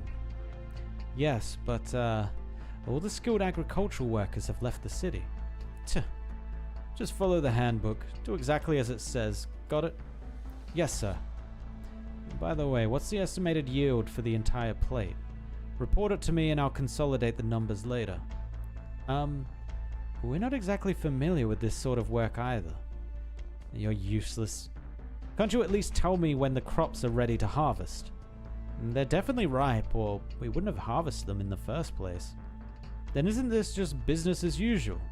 Report a normal yield based on previous years. Now get going.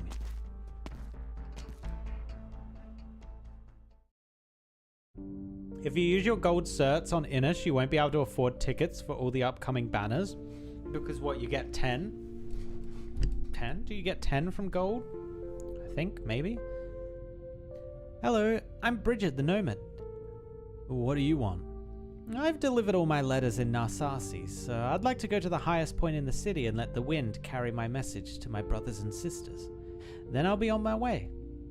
Now I remember. It's you. You've been here so many times and we've never let you up there even once.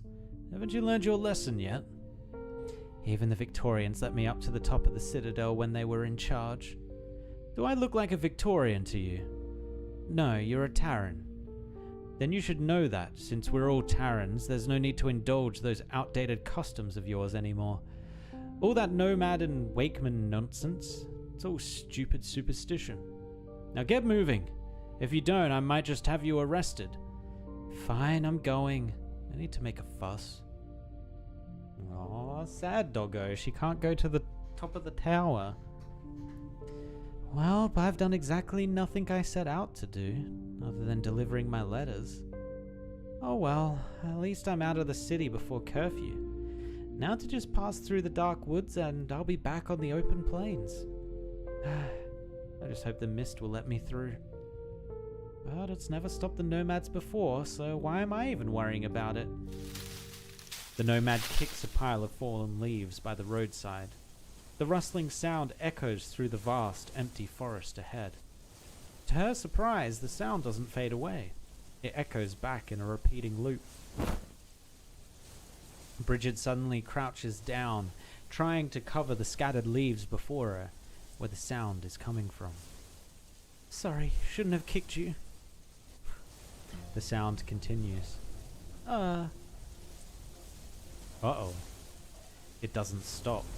Instead, it grows louder and louder, echoing until it becomes an unbearable, deafening cacophony. At the same time, the dark mist creeps up from her feet, covering her eyes and ears. Ooh. Until she realizes she is back at the forest entrance. Oh, it just like teleports you? Oh. This is the 5th time. They're not going to let me leave. Really? Forcing me back into the city? Is that it? Well, I'm not going back. I'll set up a tent outside the forest if I have to. I'll get my chance to leave sooner or later. Interesting. 無駄玉はなし。完璧。 Innes is worth, one of the operators, worth more than the 180 gold certs. Yeah. We'll see, we'll see. Who knows, we might get lucky on some of the other banners. Unlike how we were lucky with the Eblana banner. Fog parting cool. I bring back the harvest from the fields and gifts from the barons. I left with hands empty, but today I return with plenty. A little rhyme there. Oh, we're going the true noob squad. Let's go.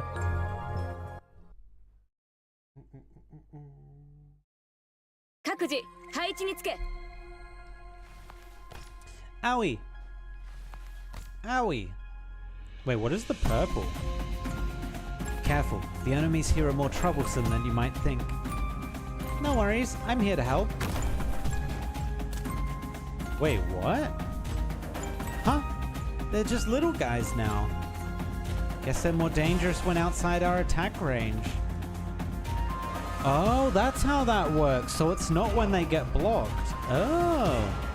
There's so many of them though. We'll help out. Interesting. I didn't even notice this purple in the previous map. Maybe it wasn't even there? Wait, this stuff's growing too. What does that mean?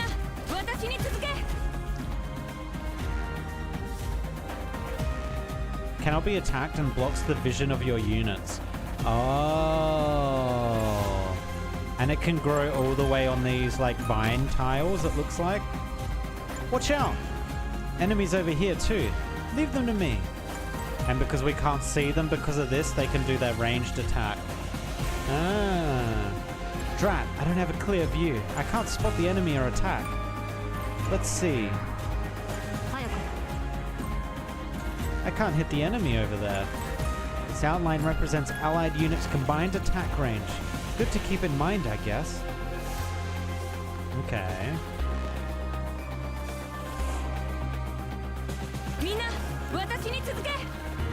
Oh, you can get 38 rolls from gold certs. Attack of the lettuces, go! Blip. Blip. Right, this is gonna cover this very soon. You know, those thickety things have been growing this whole time. Uh-huh. Seems like the vines spread into adjacent tiles. I'll try to stop them from spreading. Oh, okay, so you can put a unit there, but they take damage. It's working, but I'm taking continuous arts damage. I'll draw their fire. Let's focus on the fight. Okay, so doesn't that mean you just need to put a healer here? Problem solved? Yeah, okay. And then we can do this. Oh, that's bad. Ah, actually, she might survive. It might be okay.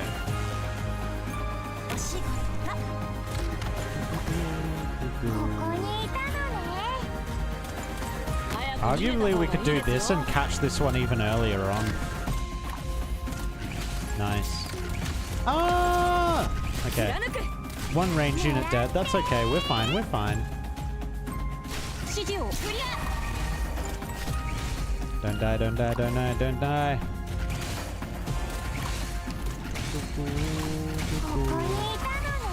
One more. Where is he?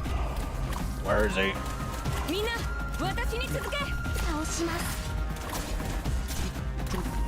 Easy. Lettuces stand no chance.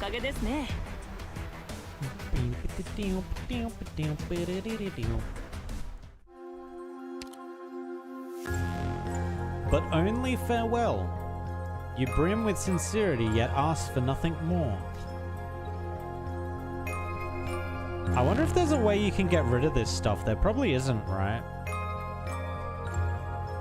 Oh, I have an idea.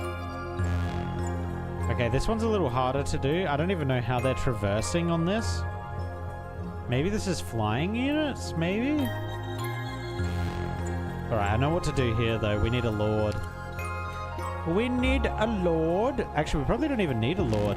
Casimir is not long enough.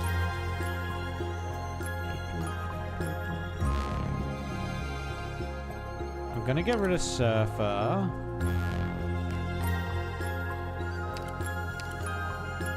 Do we have a lord back here that we don't use? Not really. Let's use, yeah, let's use Thorns. Why not?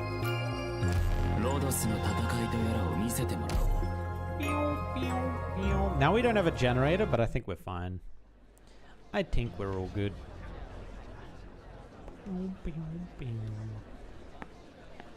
Oh, it's the kid again.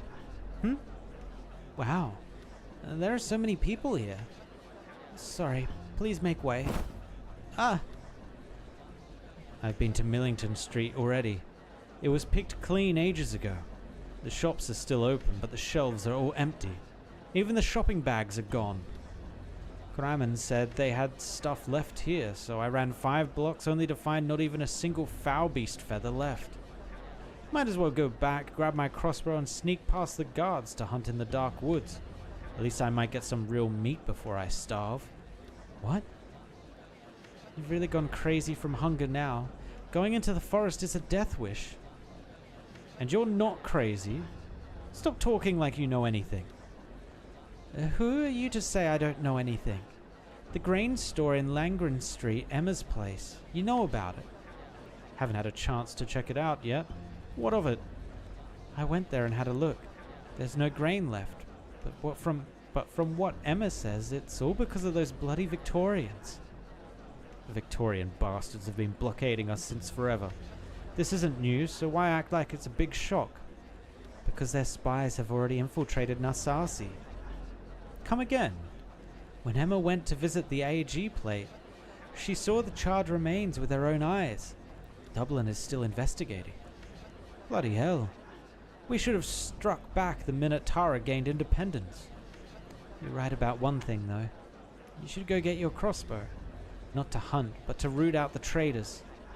Of course, if I caught them, I wouldn't let them off that easy. A quick death is too good for them. Uh-oh, this boy's about to be target number 1. I guess the stores have been cut off from the supply of grain. I boiled a few potatoes for cooling, but is it enough? There are too many people here. I'll take another route. Lots of them are armed too. Are they planning to hunt down Victorian spies? But there's no grain left in the city. What does that have to do with the Victorians? But I'll be fine. I'm Mr. Coolin's apprentice. Everyone knows that. Don't be afraid, Theo. No one will hurt you.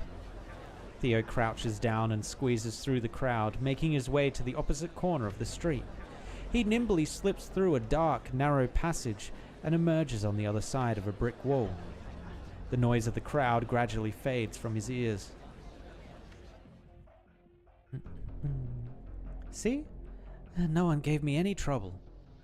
Mr. Coolin must still be busy with the dragon sculpture. By the time he notices what's going on around him, all the stores will be empty. I need to help him. Oh, they're gonna think he's stealing. No, don't do it. Don't do it, kid. You're dead. No. Take these and give them to your neighbors. Tell them not to worry. What about you, Nemos? Will she have anything to eat? Instead of giving us grain, it would be more useful to help everyone catch the spies. Otherwise, we'll never get to the root of the problem. I'll go. Please let everyone know. But for now, just take them. Nemos stands with the leader, so it's only natural to endure a little hardship for everyone's sake. Alright then. Thank you. Hey, Coolin. You must have more where that came from, right? Besides, how'd you know we'd be running out of grains? Did Nemos tip you off in advance, or... What are you saying, Rory? If you don't want any, fine. How do I know you or Nemos aren't spies? You've both been raising that Victorian boy together. Get out. What, did I hit a nerve? Am I right? Are you really? Coolin, I heard you've been distributing grain. Impeccable timing. So where is it? Everything that's left is right here. Don't change the subject, you still haven't answered me. I've said everything I had to say. If you feel these potatoes will dirty your hands, then give them to someone else. Who are you? Do you want them or not, Rory? If not, then let me have them. There are plenty of hungry bellies to feed. Don't be ungrateful. Now, give them here. Why should I? You don't want them, right? So give them to me. Fat chance. Oh god, they're fighting. Oh god. The potatoes in the bag were very small. None had the usual oval shape. My arm. My god, he's bleeding. How could you turn a blade on a fellow Terran, Rory? I dropped the sword. Don't make me use my hammer on you. You're the only one we can count on, Coolin. Something's been off about Rory lately. I'll follow him a bit to check up on him. He's been out of sorts ever since his antique collection got burned in the war. As for his blade, just take it. Don't let him have it back. Add it to the statue. Coolin, the wound isn't too deep. Come here. I'll stop the bleeding. As far as the grains, I'll have Nemos think of a solution when she gets back. I know. I know. You're giving away everything you have. But you know, you're not as scary as you look. Ow. Don't talk. Save your energy. I might have some cornmeal left at home. Let me check. You can have it, then I'll walk you home. City is slowly starving. But can they even die, though? Even if they go hungry, are they even able to die because of Eblana's flames? Huh. Coolin, are you and Theo doing alright? Why is there blood in here? Rory lost control and slashed someone. Where's Theo? He left a while ago for... Damn it. You... Forget it. No one could have foreseen things getting so bad so quickly. How are things in the city? Rumors are spreading everywhere that the Victorians destroyed the AG plate, and Narsasi is about to boil over. I know no one dared to go after Theo after you stood up for him, so you felt safe letting him run around, but this time, it's different. I have to go find him. Do you have time for that? Aren't you making that statue? It only needs to be finished before Samhain. There's still a little time left. Damn it. I'll worry about Theo. You just focus on your work. Okay.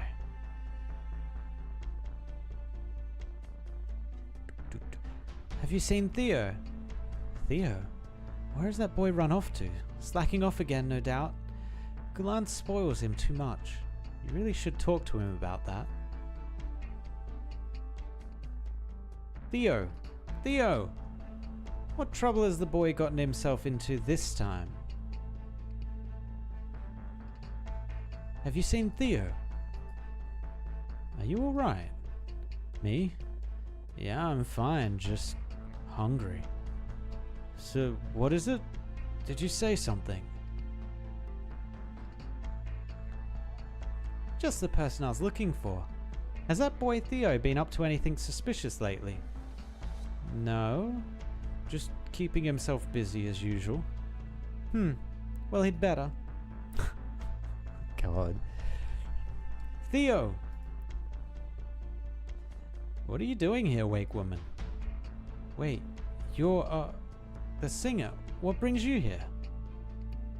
I heard rumors of chaos in the city, so I thought there might be something I could do to help. Alas, there is not. All I've heard is that the supply shortage was caused by Victorian sabotage. I've only ever run into the Victorian army by accident, and you and Kulin were the only ones to save me at the time. Also, the information you've provided us on the Wakeman has been truly fascinating. Sorry, sir, but I really don't have the time to be reminiscing. But I could use your assistance. Cullen's apprentice, Theo, has gone missing. Can you help me look for him? I am unable to help with that. The city folk are angry enough at the Victorians to flay one alive. Why bother running around looking for a Victorian child? Forget it then, I'll look myself.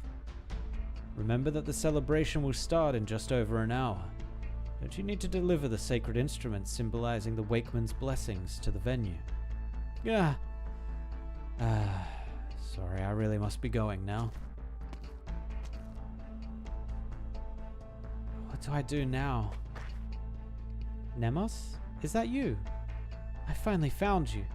What happened in the city? Shit is going down. Things are going not good. Alrighty. So we really only have Dinar to be able to block up here. Oh no, and Thorns, but Thorns we're gonna place here.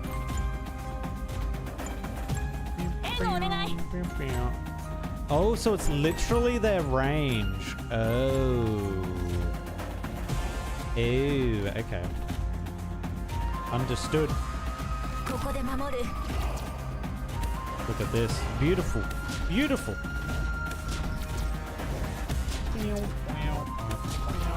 Actually, we don't... Oh, I guess they could hit people in this row, but... What is that? Grows when outside your unit's attack range, increasing its attack and max HP. Oh.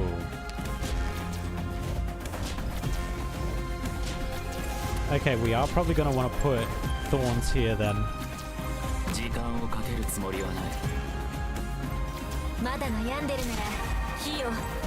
Oh wait, that turns into a healer, doesn't it? Oops.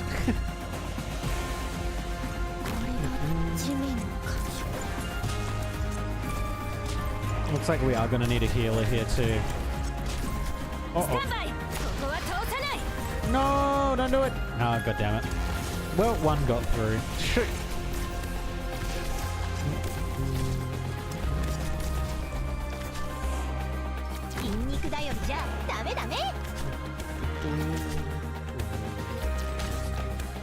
I am very curious what's going to spawn over on this right side. Wait, if you've got a character that can get global range, does that work?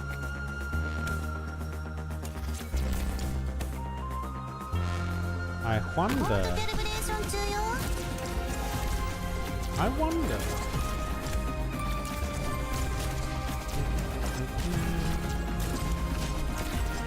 Oh, here we go. Something's spawning. Oh, they can go into this stuff? Ah. Okay, the global range does not make her have global range.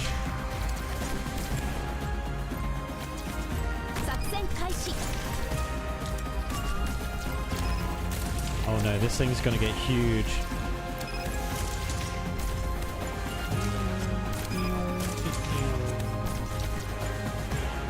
Because yeah, there's no way we see into that.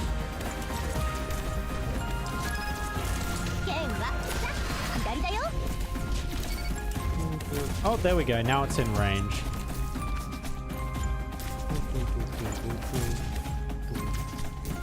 No, yeah. Unfortunate. If only it worked that way though, right? Oh, let's turn our healer on.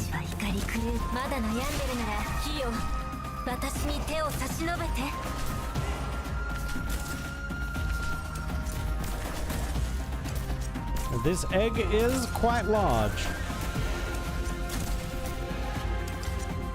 Wait, is it gonna go back and be invisible? Uh-oh.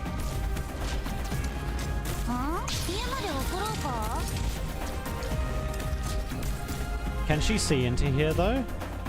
No, she can't, even with the ult. Okay. So yeah, she big blind. I wonder if it gets even bigger than this. Does it actually eventually hatch?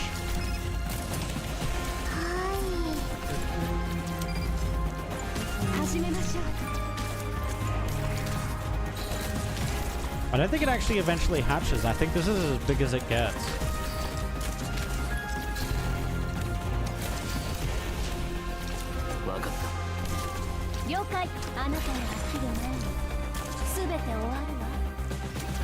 Okay, her slow is actually kind of nice. Minus 55% movement speed and take 180 arts damage per second. Wait, is she actually good? Is Harmony actually good? I've not actually played with her before. This is why I select different units at the very beginning, so I discover new things.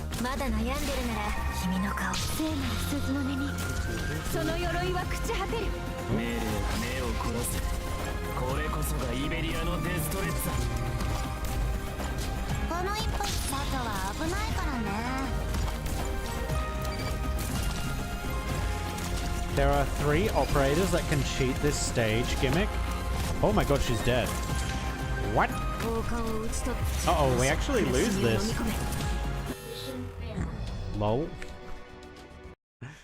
Harmony is one of the more easy and generally usable mystic casters. Yeah, she's kind of sick.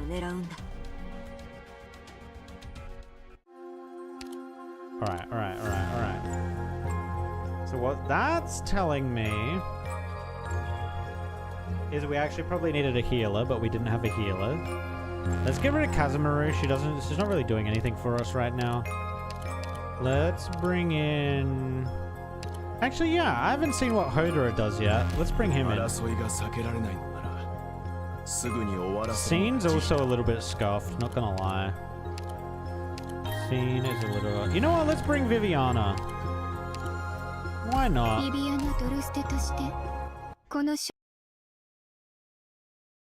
The 3 ops I have as support cheat the visibility debuff.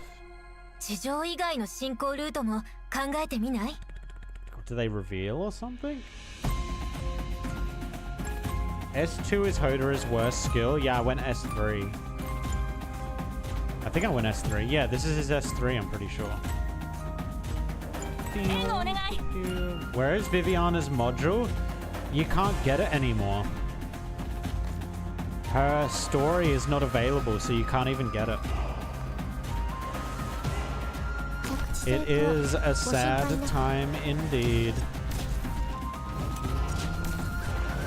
Otherwise, yeah, I would have farmed it by now.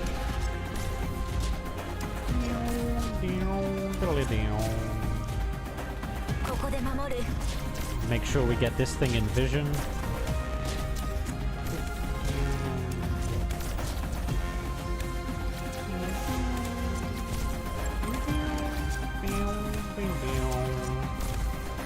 Give me that Viviana, let's go.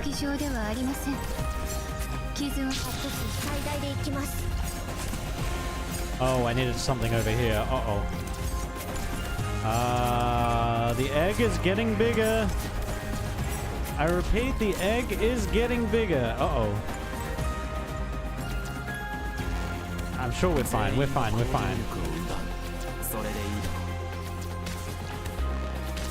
Elite 1 operators? He wasn't an Elite 1, was he? Oh my god, he is Elite 1. Oof. Well, we're using skill 2. I thought I had him up to E2 already. Attacks hit twice.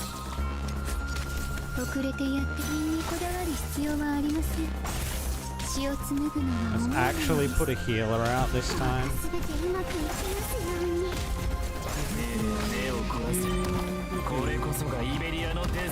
Okay, yeah, when they get this big, they're actually a little scary.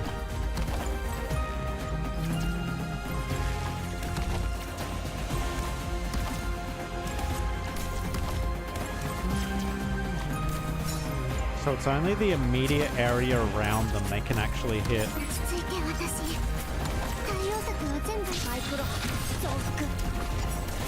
So this might be a good... oh, it's not a good harmony spot. Rip. I guess we just prepare for the massive eggs coming this way.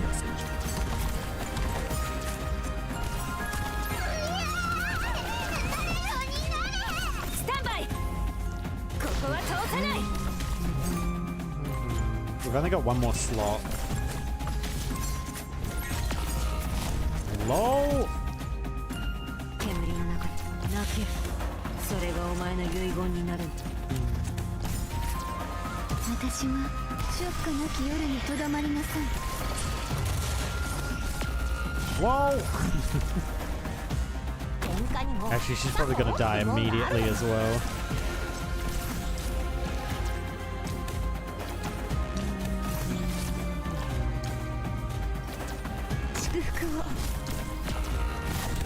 Alright, I might just let them crash into the Hodora. Viviana module mission specifically is Marianelle. Stage 3, it's been in side stories for years. I don't know, I'll have to have a look. I thought when I went to have a look at it, it was gone. And I couldn't use it.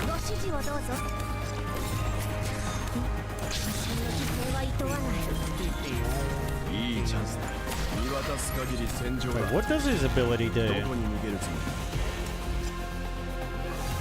Oh, it just adds a stun to his attack, right?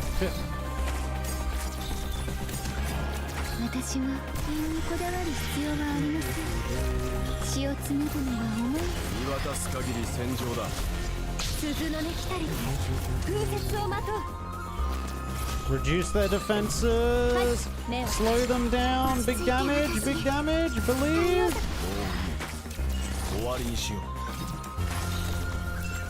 Okay, we're dealing with the eggs. Ooh, Hoda is actually almost dead.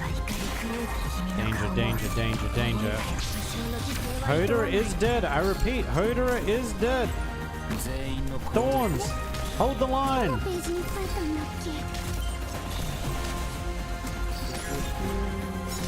God, there's still another one of these massive eggs to go through.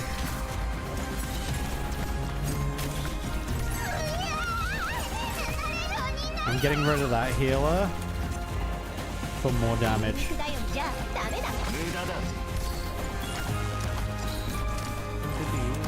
Alright, let's speed it up. We don't need her there anymore.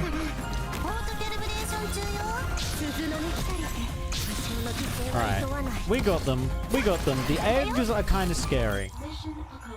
The eggs are a little scary. Why is bro lying so much? I swear I couldn't do the module for her, man. I've checked every inhabited street and found no sign of Theo anywhere.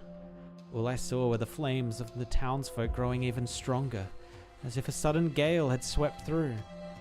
What's more, everyone just seems used to it at this point. Getting rid of the flames would only terrify them. They'd only have numbness in their body. Does this mean it's too late for the people of Narsasi? No, I can't think that way. My first priority is to find Theo. I should go find that nomad named Bridget and the one Nemos mentioned. But would anyone really be willing to pitch a tent outside the city just because they can't get into the dark woods? Walk out along the right side of the guard post, then wade through the creek. Ah, I think this is it. A Perro with blonde hair. Tall, yet agile. This must be the Bridget Nemos mentioned. You know me? No, I don't believe we've met before. Nemos asked me to come find you. My name is Reed. You... Bridget leads in slightly and twitches her nose twice, but does not otherwise react. Now Shinny takes this to be the way the nomads greet each other. You're not the red dragon from the city. What? I'm not a red dragon at all, I'm just... You're not the one from the city, you're a different one. A second dragon returning to the city. Just like the old stories. But you can tell with a single sniff? Sure can. Your flames smell different. But that's none of my business. What can I do for you, Reed? Theo's gone missing. Nemos told me you might have an idea where he is. I've heard you often chat with him when you're in town. He's missing? He went out this morning and never came home. And the city's in chaos today. We searched all over Narsasi, both Nemus and I, but there was no sign of him anywhere. But I saw him just before I left the city. He was doing fine. No, I can't say he was fine. Anyhow, I went to the Citadel after that, then left town. Haven't seen him since. Where the heck could he be?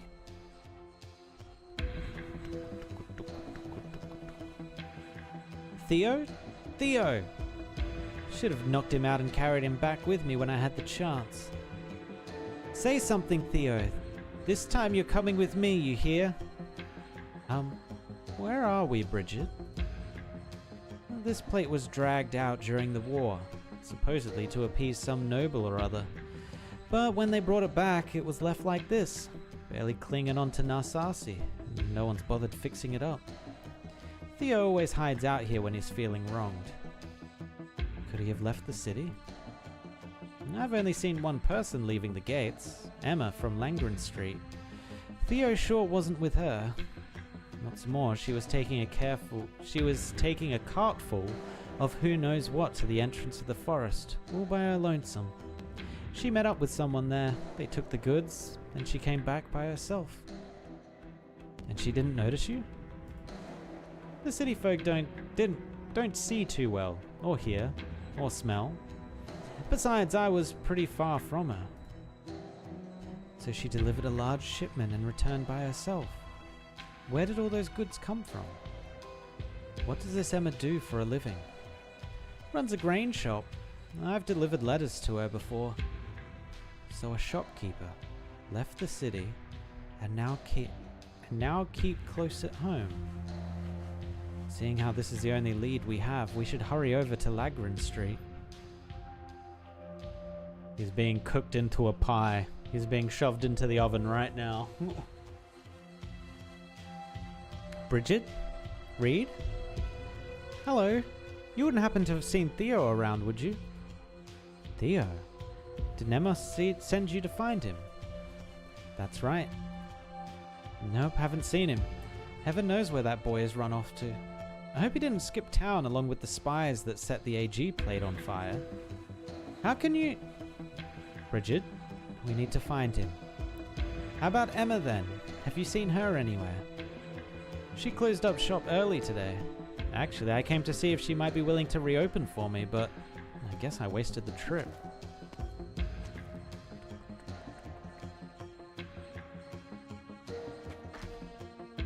Ah, there it is again, that cold burnt smell.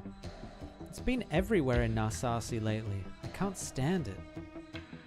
I've been meaning to ask, are you able to smell purple flames? Yeah, the scorched stench of the red dragon's flames. Lately even the city folk have been reeking of it. It's not just the smell. The fire itself has spread to them. What? How? I don't see any flames on them. So you can't see them either. I was going to ask the same thing. You're saying you can see the flames? And then again, makes sense, you being a dragon too and all. The city folk live so close to the other one, even worship her like a god.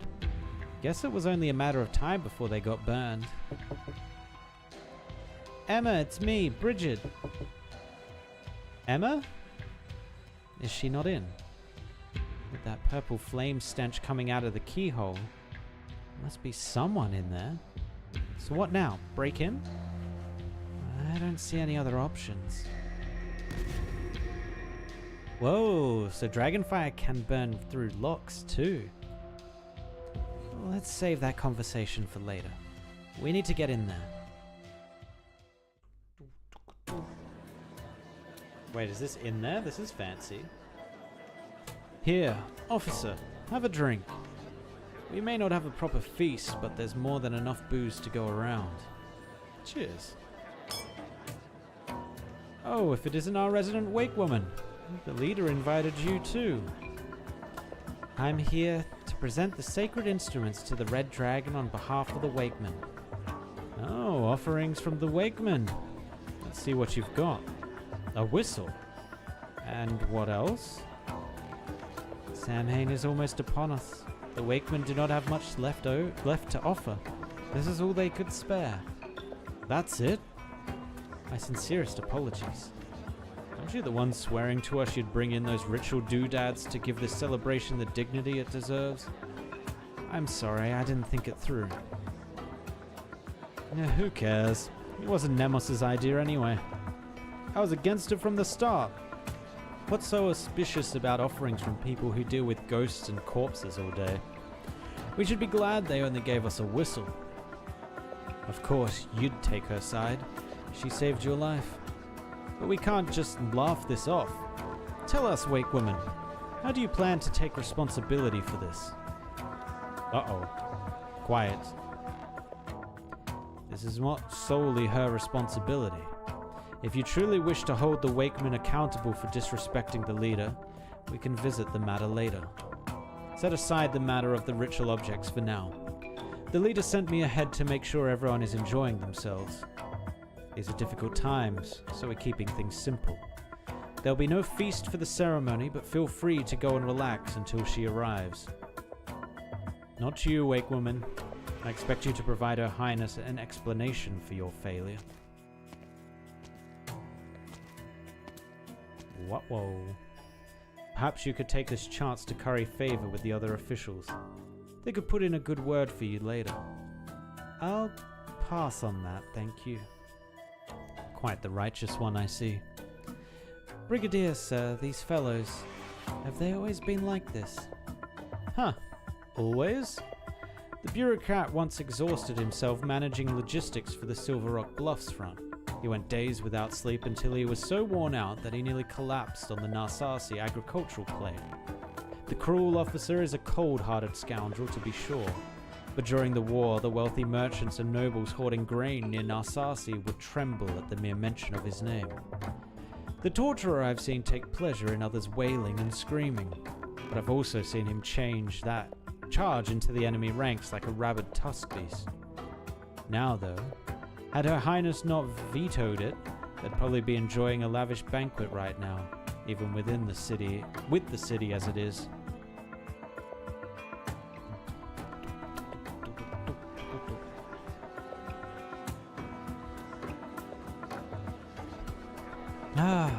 Will our dear Brigadier ever remove that stick from his arse? You look like you're in a bit of a mood too, bureaucrat. What's wrong? What's wrong is that the city's almost out of grain and I'm responsible. Well, what can you do? It was a poor harvest. Besides, didn't I tell you to pin it in the Victorians? That Emma girl said exactly what you told her to, and the townsfolk took the bait. So what's the problem? Even if there is a famine, these people treat the leader like a god. They'd never turn on us. Never. Or are you afraid Emma will spill the beans? No, she's been on edge since she got back, but she follows instructions to the letter. I'm not worried about that. What worries me is the merchant who met with her. There's been no word from him. Normally we'd have heard something by this morning. So there's a little delay. What's the big deal? What are you two muttering about over there? Oh, we were discussing that hero, Kulan. Oh, what about him? At the time, he told us he took out a whole squad of Victorian scouts in the dark woods by himself. 4 or 5 men by using the terrain to his advantage. Said there was one child left behind, but he couldn't bring himself to finish the job. Sound about right? But think about it. Why would a scout squad bring a child with them? Huh? The Wake Woman already explained that. The scouts had taken hostages a group of merchants who'd traveled between Tara and Victoria, and forced them to guide them through the forest. Sure, I buy that there was a caravan, but the scouts? I don't know about that. He's just trying to stir even more ferment. Lol.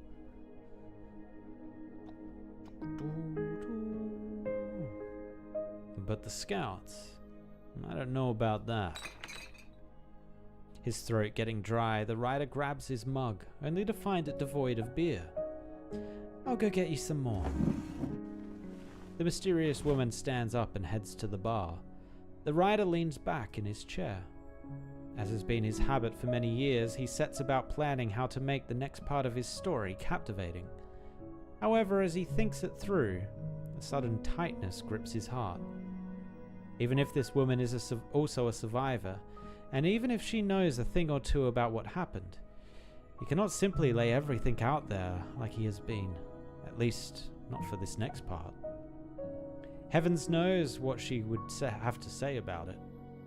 This is just a story. A shadow cast on the wall, not the fire itself.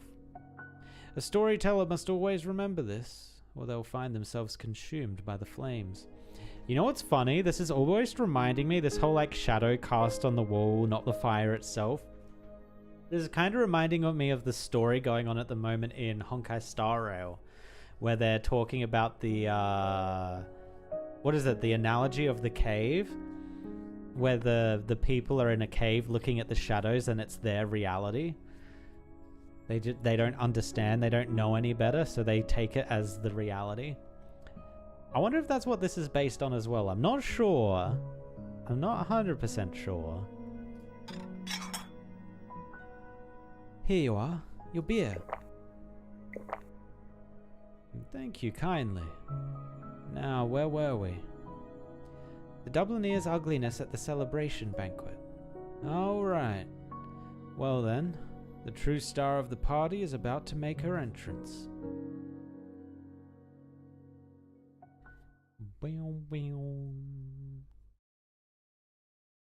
Is it Eblana? The true star of the party is about to make her entrance. But until then, Dublin's ugly visage still will remain, so hideous that no one can face it directly.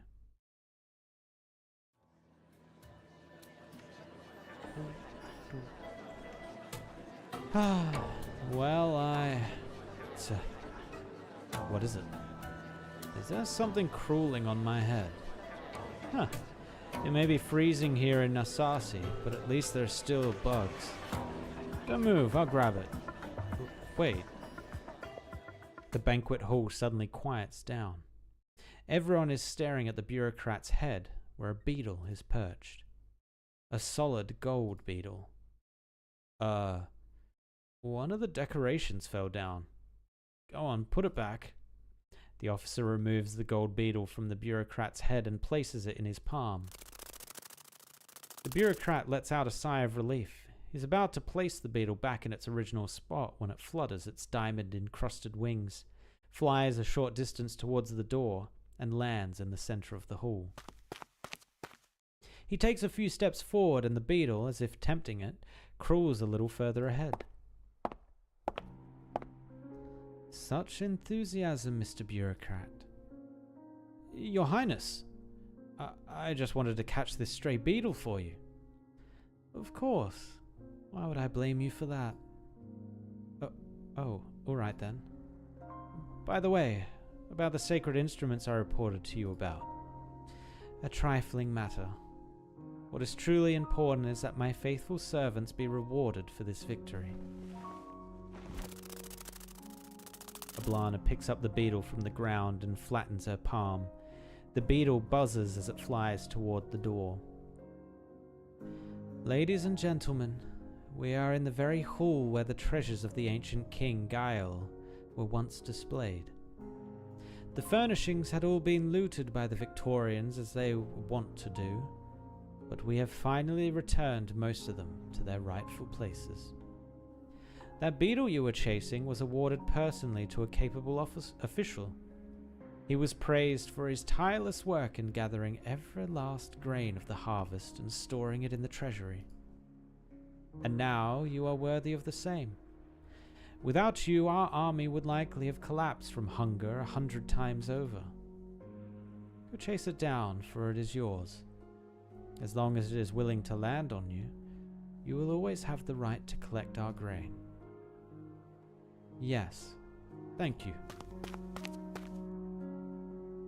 Now then, Eblana scans the room.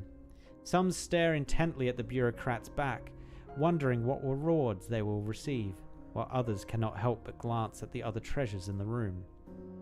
The sword that enforces the law, the cloud beast that listens to appeals, the knot that records history, the crystal teardrops that symbolize compassion. It seems none of you can stand to wait any longer. How about this then? Everyone, feel free to take whatever in this room you desire.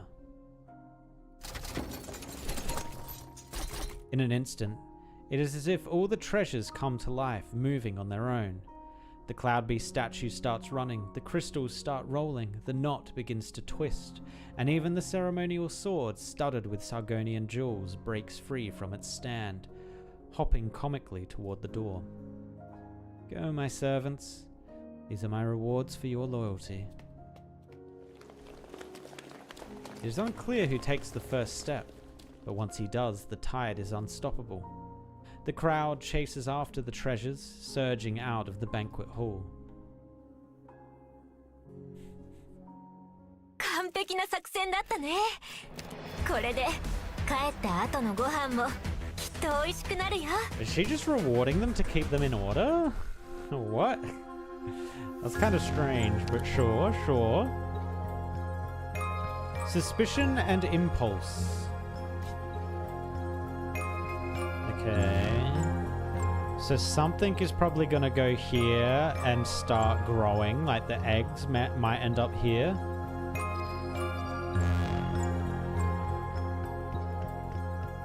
This side I'm not terribly concerned about, I don't think. Yeah, no, that's fine. Actually, we don't have too many... Oh, no, we do have a few range tiles. That's okay. Elite 1, level 1. So let's get rid of Morgan now. Wow, thanks, Eblana. Yeah. Let's go. Actually, no. Someone I thought would be really good here was Ascalon.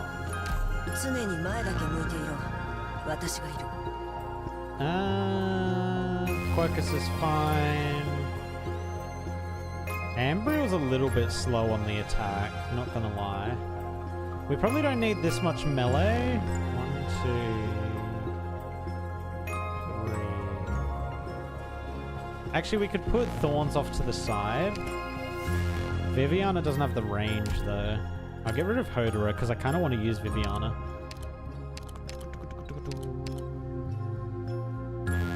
Let's bring Delphine.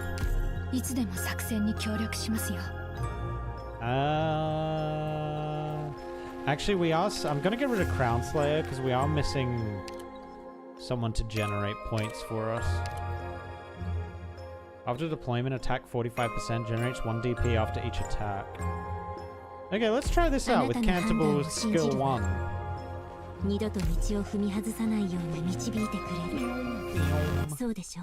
So desyo. Flop, flop, flop, flop. A beetle flies through the dark alley. It flaps its wings furiously, but only manages to find its way into an abandoned block that few souls tread anymore. Its golden body is too heavy, weighed down even further by the gems on its wings.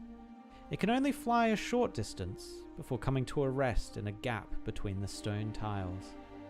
Also, how did she animate everything? Or is it just... No, it can't be naturally animated. Did she animate it with her fire? Found you. I got it. I got it. You've got your bug. Now help me get these crystals before they fall into the ditch. Coming. Hold on. I am going to get my cut if I help you, right? Sure, sure. Just hurry. You don't want to see these crystals end up in the ditch, do you? Sweet Cloud Beast, you're mine. Good. All the gems on the sword are there. Where are the Brigadier and the others? Who cares? The bureaucrat tucks away the parasite, while the officer eagerly watches the crystal tears drop again and again. The ombudsman brusquely manhandles the cloud beast, while the torturer raises the sword as though it conferred power over life and death. What a lively scene. All of this treasure is yours, my servants. I am not so... Miserly? What? Miserly? What does that word mean? Hold up, I want to actually find out what that word means. Miserly. Of or characteristic of a miser? What is the characteristic of a miser? Oh, penny pinching. Oh. Grasping, close-fisted. So she's saying I'm not so penny pinching / I'm not so close-fisted. Okay. I see. I'm not so miserly as to withhold them after seeing how much you love them. But what more do you intend to take from me once I have given you these? Let me guess. Ooh! Okay, they went very pretty with all the art, like all the CGs, damn. Very stylistic. A path appears at the dead end of the alley, and even more shiny baubles rush towards it. There is no time to bother with what is already in their hands. They scramble for the treasure on the ground, stuffing it into their pockets, carrying it on their backs and rushing towards the next shiny piece before even standing back up from the last one. None of them care where the path leads. Going to Solace tomorrow. It's high time I treated myself to something nice. Squeeze these country bumpkins in Narsasi a little more. Don't forget my share. Can't wait for the townsfolk to send me some Victorian spies. My. After far more than just wealth, aren't we? A life of luxury, a high status, power over life and death. You want it all. I have nothing against being true to your desires, and what you desire are things that I will not miss. Unfortunately, you happen to be my servants, yet you seem far greedier than I. So goodbye. Go to where you belong. Oh, is she about to kill them? Is she about to turn them into the Walking Dead? The treasures pave a shiny path where none existed, sending the madmen out of the lair and out unto the land. Towards whence the darkness came, the gaping mouth of the dark woods. Oh. She's just gonna disappear them into the woods? What? And just like that, Dublin is gone. This part is very different from the rest of your work. I told you. I've abandoned many drafts in the process of observing, thinking, and writing. Any and all of them ready to be thrown in at a moment's notice. Do you really think I'd be sitting here, drinking this swill, if I could tell this story as a consistent, unified narrative? You're the one insisting it gets a proper ending, not me. True. But if I must regard this passage as your own personal embellishment, should I also consider the rejection of Bridget by the Mist to be a creative liberty as well? No, more than the exiled king you forced into the story. Then what about the rest of the story you're about to tell? Should it be seen as an observation or as a creation? That's up to you to decide. Do you want me to tell it or not? Of course. Go on.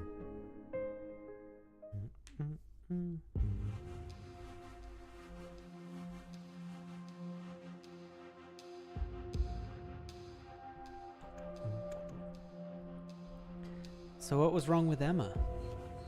Just a cold, on top of mild malnutrition. She didn't look so bad on the outskirts of the dark woods. A sickness of the spirit, most likely. Iron for the statue needed to be collected from door to door. People won't even turn on their lamps to save fuel, never mind food. What could she possibly be shipping out?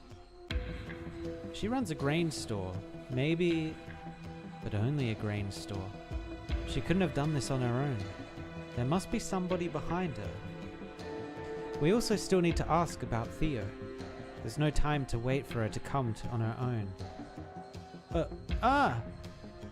Can you hear me, Emma? Niels? Take me with you. Take me with you. No, she's still dreaming. Niels, is that somebody's name? I've seen it written on letters she's gotten. A loved one, if I had to guess. And where might we find them? No idea. It's been a while since the last letter. Niels, scold me, beat me if you must, but don't abandon me. The bureaucrat told me to smuggle food, so I did. What meaning is there in a life without you? What point is there in being kind to others? The bureaucrat. Dublin. There's so much food in the city. A single cart won't make a difference. There's no food in the city. A single cart won't make a difference. Won't make a difference. Should we keep trying to wake her up? Wait. Why wasn't it you who lived? It was accursed Victorians. Why did their child live? A child of Victorians. Why? It'll be alright, my dear. I'll make things right.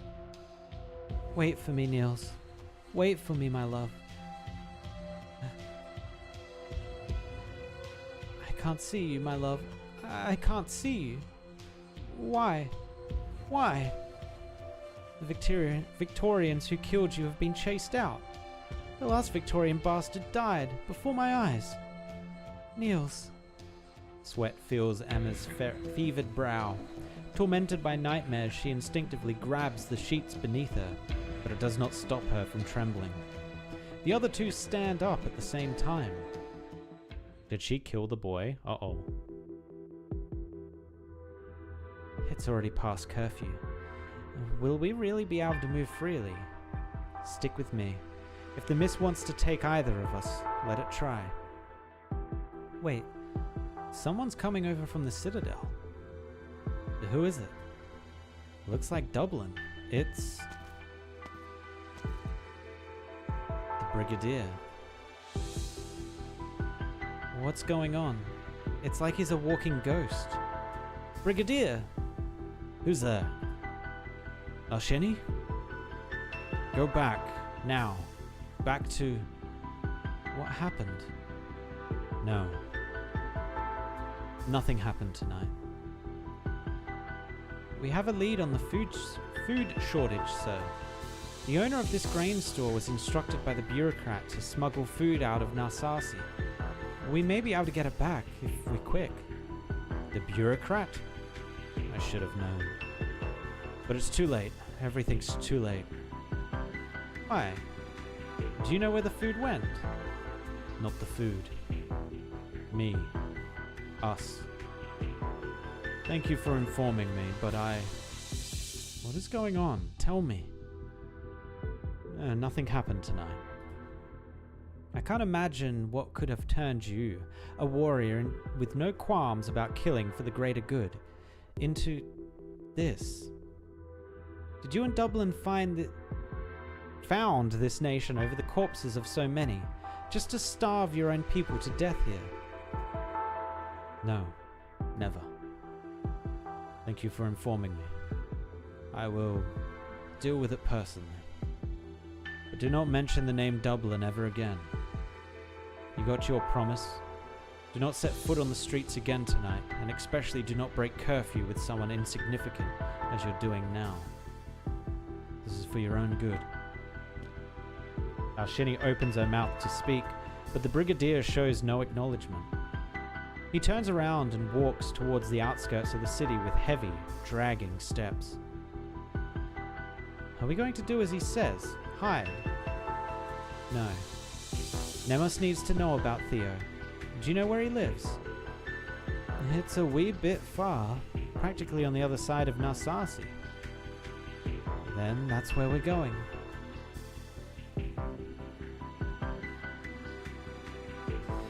Nemos's house is just ahead. That was easy. Seems the mist didn't get into the city tonight. Or has it all been a lie? Is the mist even a thing? Actually, no, she got consumed by the mist. Nemos? Are you home? Nemos? Hey, didn't she say she'd be at the Dublin victory party? Is she not back yet? The Brigadier was leaving the Citadel. The party should be over. Miss Laushini. Bridget. Laushini is about to speak when her gaze meets Nemos's. Her eyes are even blanker than the Brigadier's were. What's going on? Did something happen at the victory party? No, nothing happened tonight. What are you two doing here? Quick, inside. You mustn't be out on the streets tonight. Oh, that's the line. Everyone's just gonna say, no, nothing has happened tonight. Everything is fine tonight. Tonight, there was nothing that happened. As Nemos hurries Laushini and Bridget inside, the Brigadier passes beyond the boundaries of Narsasi. He walks into the forest where there is nothing but darkness, towards the depths of the dark mist. Oh no. Then the food carts that had been smuggled out of Narsasi slowly emerge from it. They will return to Narsasi's agricultural plate before dawn.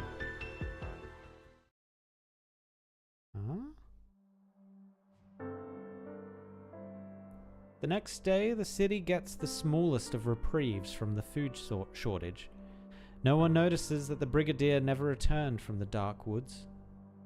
The food mysteriously appears at the agricultural plate before making its way to the grain store across the city.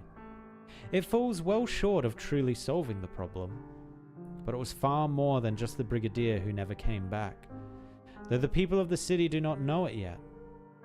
Once again, the sun rises without pity or care. The dragon and the wayward wake woman walk the streets, watching with shock at how the now commonplace brawls descend into even more brutal violence. Nothing. The nomad knocks on the blacksmith's door. She brings woeful news.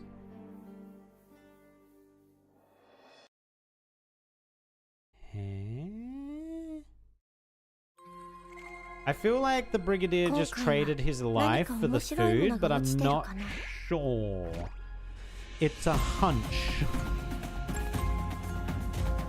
Okay, so this should be strong, right? What is that? Attacks deal arts damage and burn damage. Attack continuously increases before its first attack, and the first attack deals heavy arts damage and burn damage to the target and surrounding units. Ew. Ew. That's not good.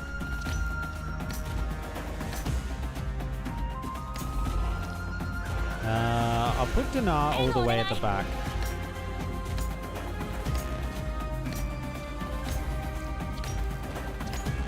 Alright, and then you can pull her back. So that was worth it, I think. This thing's gonna be a little annoying. It says only first attack, though.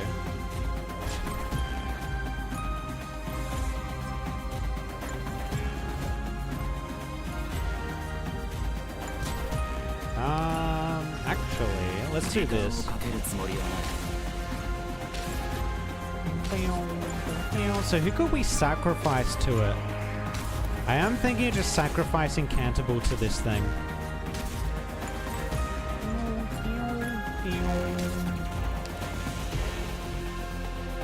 Oh, we don't hit that, so we're gonna have to go like here. Yeah.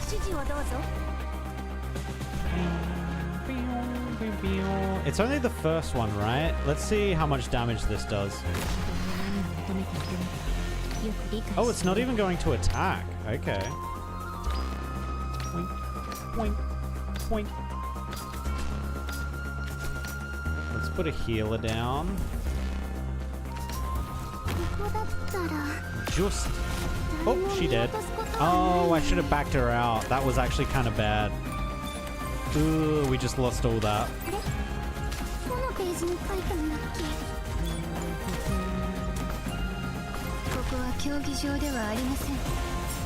I'm not sure when this thing's gonna start moving. We can counterbarrel it again though.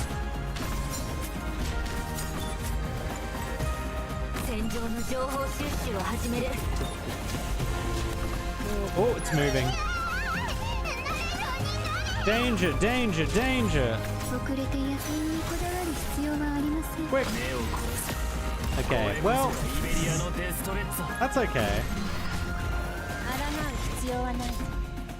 Okay, so it's only the first attack that's a little scary. Okay, I knew this was gonna happen, so we'll drop Ascalon over here. Oh, another one spawned. Okay.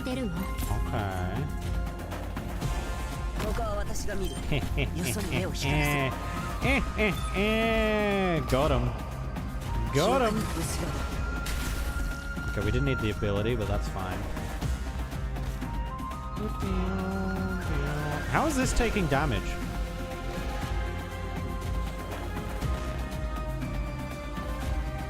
Wait, yeah, how is this taking damage?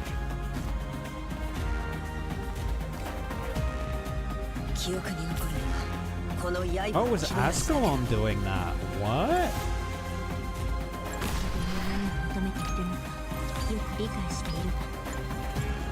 Interesting.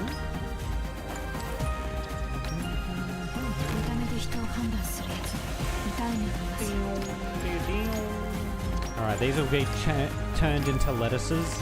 Easy. Turn into lettuce, fool. There we go. Alright, get her out of there so we get our full refund. I feel like this thing's gonna move before then. I guess we'll see.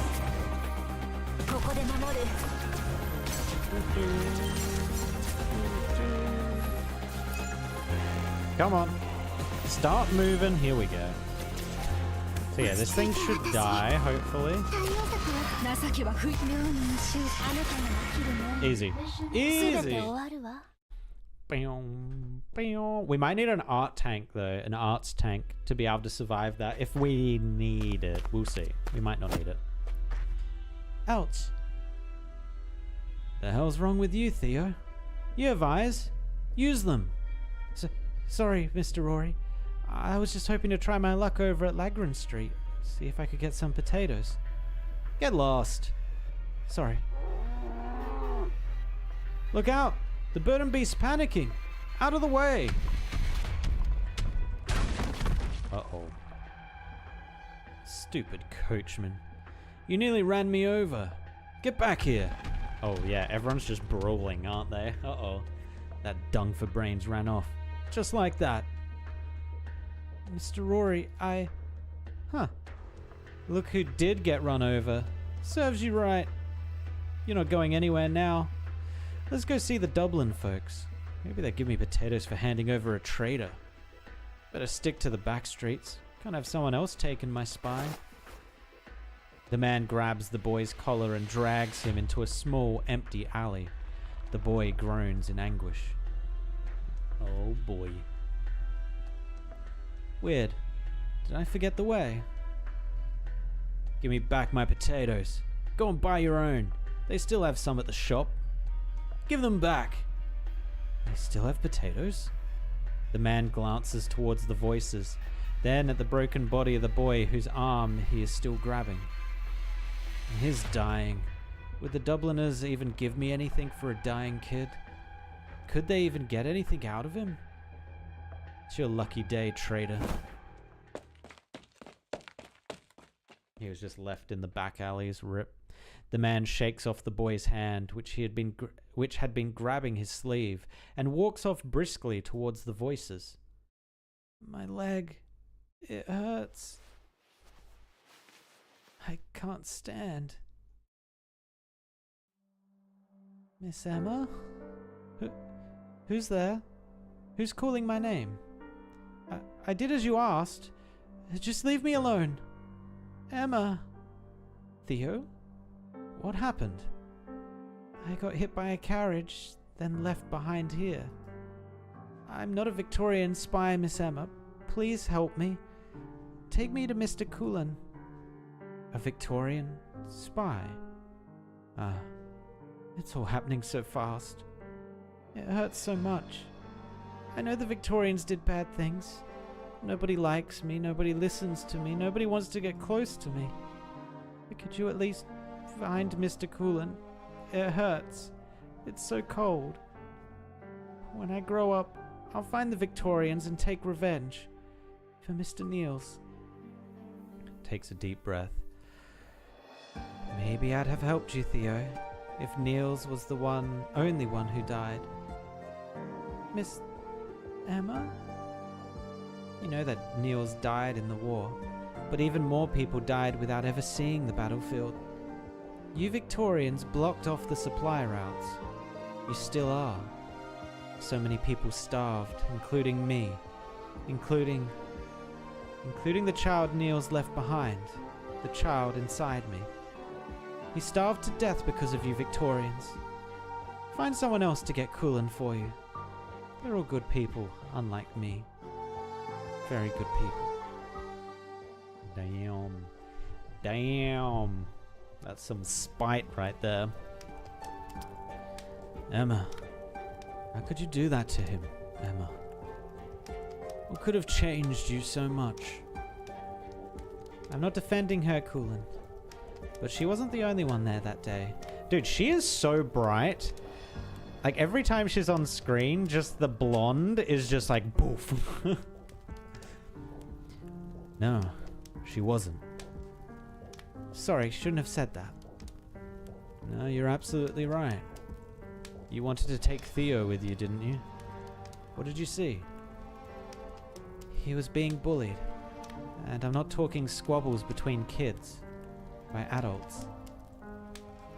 I intervened the first time I saw it. I thought it wouldn't happen again. But it did. A lot. I had a bad feeling that he didn't belong here. That there was no place for him in Narsaris. But I never thought... I understand. You should go. Coolan? I said I understand. I said I understand. Now go, get out, leave me. Leave me be for a while, please. I'm sorry. The blacksmith stands silent in the room. All is quiet save for the crackling of the fire. Theo, Too many things have passed him by. Too many things he could not understand. He no longer has the strength to find out why. To separate cause from effect. The only thing he knows is that he never achieved anything. What kind of hero am I? Yeah. What kind of hero are you? The blacksmith looks around him. There's no one else in the smithy, save the empty eye sockets of the dragon statue, now glaring at him accusingly. What kind of hero are you? What? What kind of hero am I? What kind of hero would leave a child to the mercy of abuse and ill will? What kind of hero would allow food to be smuggled out of the city under his very nose until there is nothing left? All while doing nothing more than handing out a few shriveled potatoes to his neighbors? What kind of hero would shut himself in his smithy while the city descends into bedlam? All to satisfy his own pathetic vanity by etching his name into a pedestal. No, it's not out of vanity. All I wanted to use the title of hero to bring happiness to our countrymen who lost everything in the war, as you told Nemos. Like now. The weak you swore to protect are dead and gone. The justice you swore to uphold is fallen into darkness. The people you swore to bring happiness to, Emma and Rory, are they even your people anymore? Or are they the dead, living in the past? The dead? Living in the past? Your heart still dreams of the future, vain as it is. But them? They are the walking dead stuck in the past. Who is it you are calling your countryman? The wretch who spends his days brandishing an antique sword he salvaged from the flames. The smuggler who let an innocent child die because she miscarried her own. Townsfolk who no longer know anything but hate in the face of change. Go on. Go out and find someone. Anyone. Ask them what their plan for the future is. What do you think the answer will be? The blacksmith's hammer falls to the ground with a loud crash. He glares at the dragon's head. No. No. It's you who's trapping them in the past. I collected the plates and bowls my people use day to day, lit the fuel they relied on for warmth and light just to feed you. You monster. I don't know about the food, but the metal and the fuel. It was me. I fed you those pots and pans. I put the people's livelihoods into your mouth with my own hands, all so that you could grow and grow. You've devoured everything in my life, and you devoured Theo himself. Theo. It was me. I nurtured the monster that took your life. Soon it will stand in the square of Samhain, spread its wings and turn everyone in the city into the dead, those who can only live in the past. You're right, monster. I'm no hero. I'm a fraud, a vain, pathetic fraud. Once I fooled others. Now the only one I'm fooling is myself. But they need me. They need you. They need a hero to wake them up, to tell them that the war is over, that what really matters is what lies ahead, the future, tomorrow. And you think you're the one.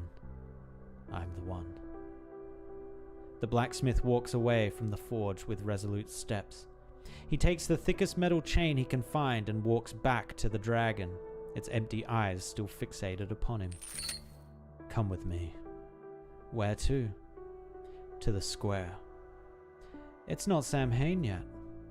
I can wait no more. I will not wait for your ominous prophecies to come true. Come with me. I will dismantle you and return our lives to the people.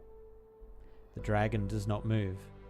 In the eyes of the blacksmith, however, he sees the dragon bow its head, perhaps mockingly, perhaps invitingly. Damn, everyone's just going crazy. Everyone is going crazy except Doggo and Laushini. Eblana has always been crazy, so... Reed, Nemos, I'm back. Cullen's in a real bad place right now.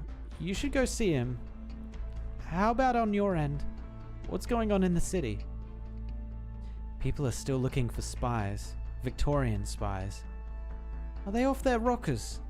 Terran or Victorian, we're all human. We're gonna help. We're gonna keep fighting to the death like this, when the war's already over. Tell them, Nemos. Tell them that Dublin made him go hungry, and was punished by the Red Dragon. The food's now... Do not mention the word Dublin ever again, Bridget. The leader's orders. I only overheard whispers about the food at the victory party. No evidence, no trial. I don't even know how it got back. Besides, news about all those missing people hasn't spread at all. How am I supposed to explain it? If there can't be reasons with, we'll do this the hard way. What do you mean? When I came back, I told myself I would never be her shadow again. But if the true leader is refusing to show her face and take responsibility, then I must step up, if only to calm the people. What about Cullen? Everyone knows him as a hero. Things would be much simpler if he's willing to help. He should still be at his smithy. I'll lead the way. As for you, Bridget, you should leave the city as soon as possible. Why? Well, if we and Cullen both fail, then the people will... I see. They don't much like me here, so I'd just get in the way, is that it? I'm sorry, Bridget. That's not what I meant, but it's true. Don't worry, I'll try my luck in the Darkwoods. 6th time's the charm.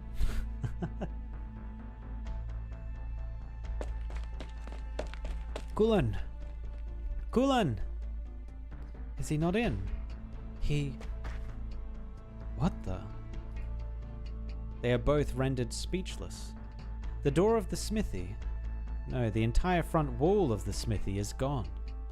The wall which was supposed to stay up until the statue was finished is now a pile of rubble.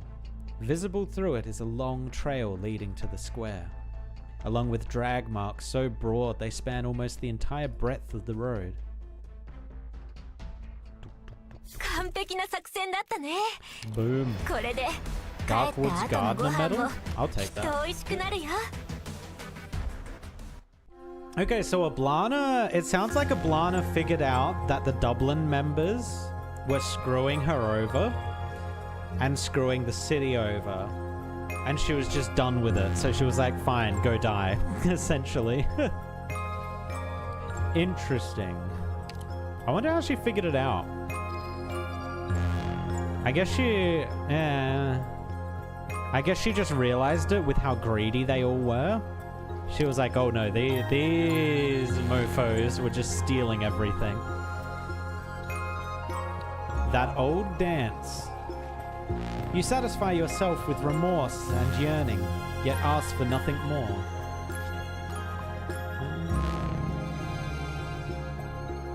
Okay, looks like it'll probably grow from over here. But how's it gonna jump this gap? There's not a vine thing in the middle. It can jump this gap. Oh, maybe it starts here and starts here, maybe?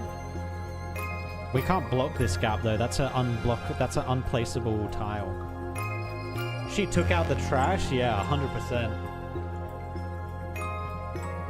In a really strange way. I did not know she could just turn inanimate objects into, like, not living things, but kind of have their own mind and can move. Unless she was messing with their mind. Oh, maybe she was just messing with their mind. Making them think they were seeing that stuff. Take continuous arts damage when the operator is deployed. Okay, cool. Actually, what level are we at now? Level E1, level 20. I think we're still kind of good with everything here. We might get rid of Quirkish because she's at the limit.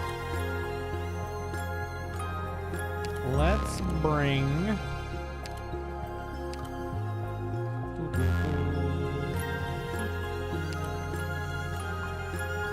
Let's bring... Oh yeah, I forgot about Catherine.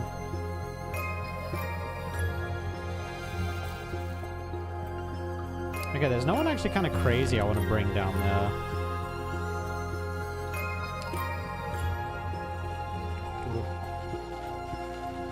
What would probably actually be a good pickup is honestly just bringing someone like a Texas so she can deal with that character that builds up a lot of damage. Actually, no, we don't even need that technically. You know what, let's bring Pepe, why not?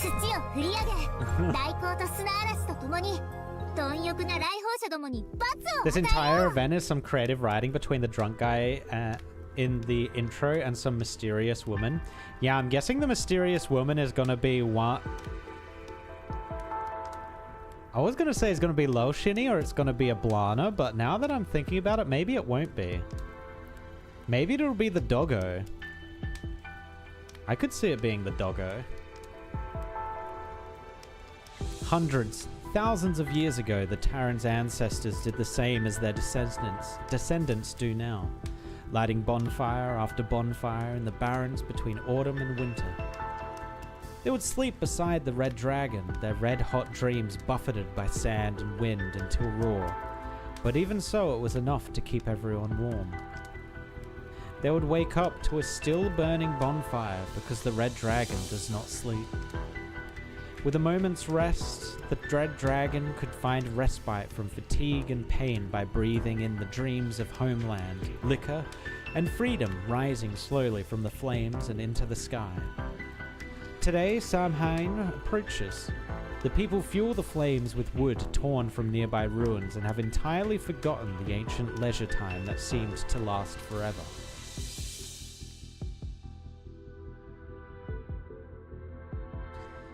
Put your hand in the fire. Look at the color of the flames on my hip. I'm a Terran, I tell you, one blessed by the red dragon. You think a spy couldn't fake the color of a lamp? Get on with it. May the red dragon be merciful.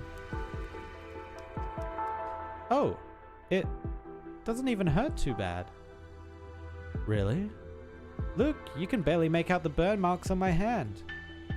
So you're not a Victorian spy. But do you know of anyone else who hasn't undergone the trial yet?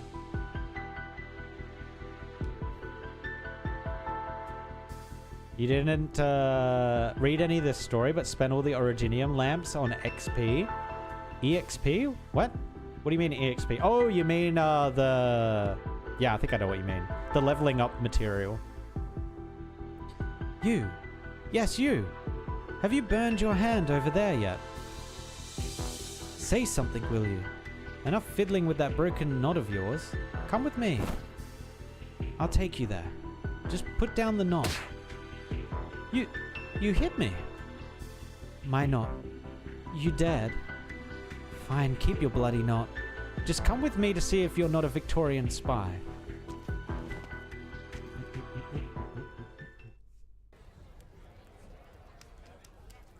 The quiet resident stands up without a word and heads towards the bonfire with shaky steps. The square has already descended into complete chaos, though half of it stems from suspicion and hatred, not to mention frustration at having revealed no spies yet. The other half comes from the looks of despair and the deathly silence. Until a faint sound of something dragged across the ground rumbles in the distance. The sound grows louder and louder until it drowns out all the clamor and chaos.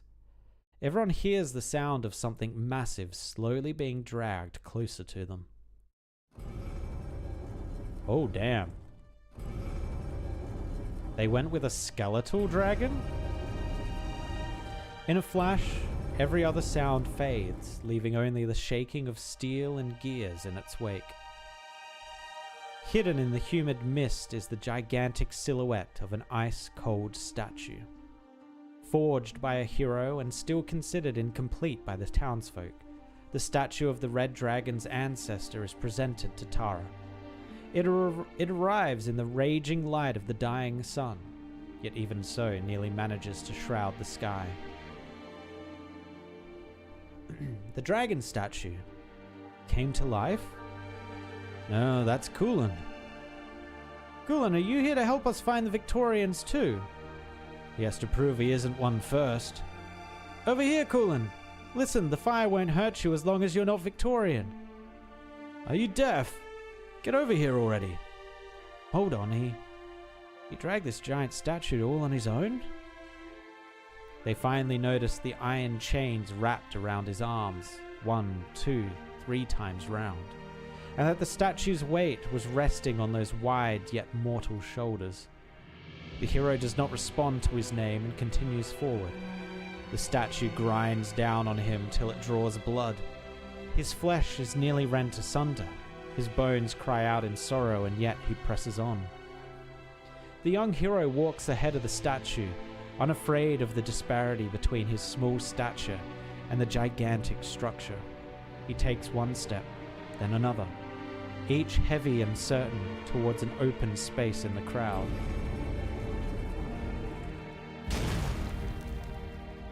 He parks the statue in the square's empty center and struggles to turn around before facing everyone before him.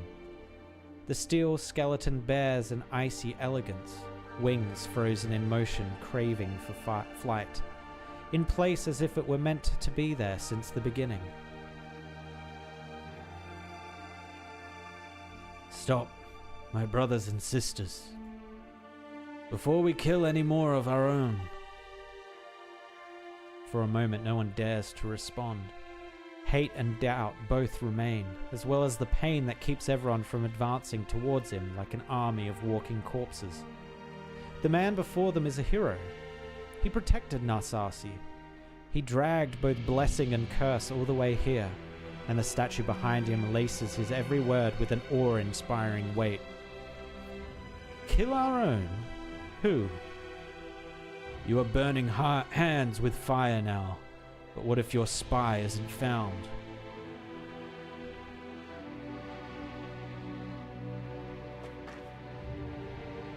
No, really, he dragged the statue here.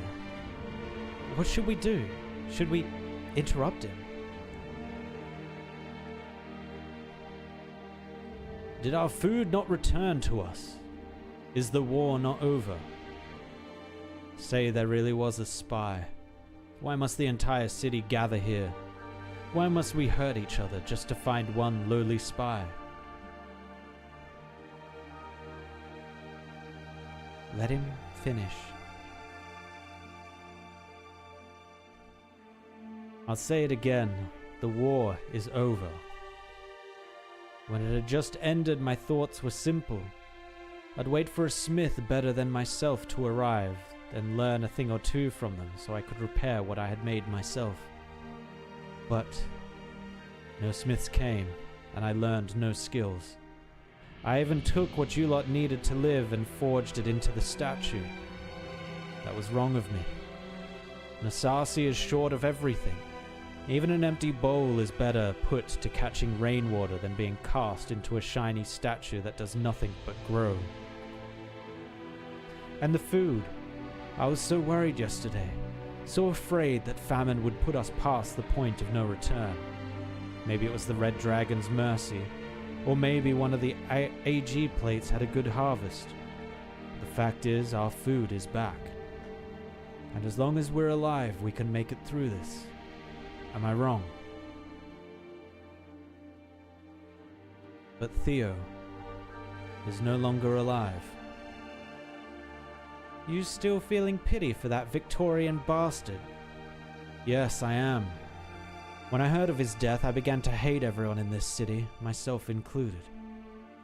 You know better than any of us what the Victorians have done. I know that with the last of their strength, they leaned over and begged me to take him away. I hate you all. I even feel like taking revenge on any of you who sat back and watched him die. But revenge needs a reason, doesn't it? What's our revenge for, then? To rob them, just like they robbed us back then. And how do you suppose Narsasi could manage to take even a single grain from the Victorians, when we've already melted our axes into this statue? We have to let those bastards feel the pain we went through. Yeah, just like how I want to make you lot feel what it's like to die alone in an alley. Our brothers, our sisters died so we could live. How must we now throw our lives away just to try to make others suffer?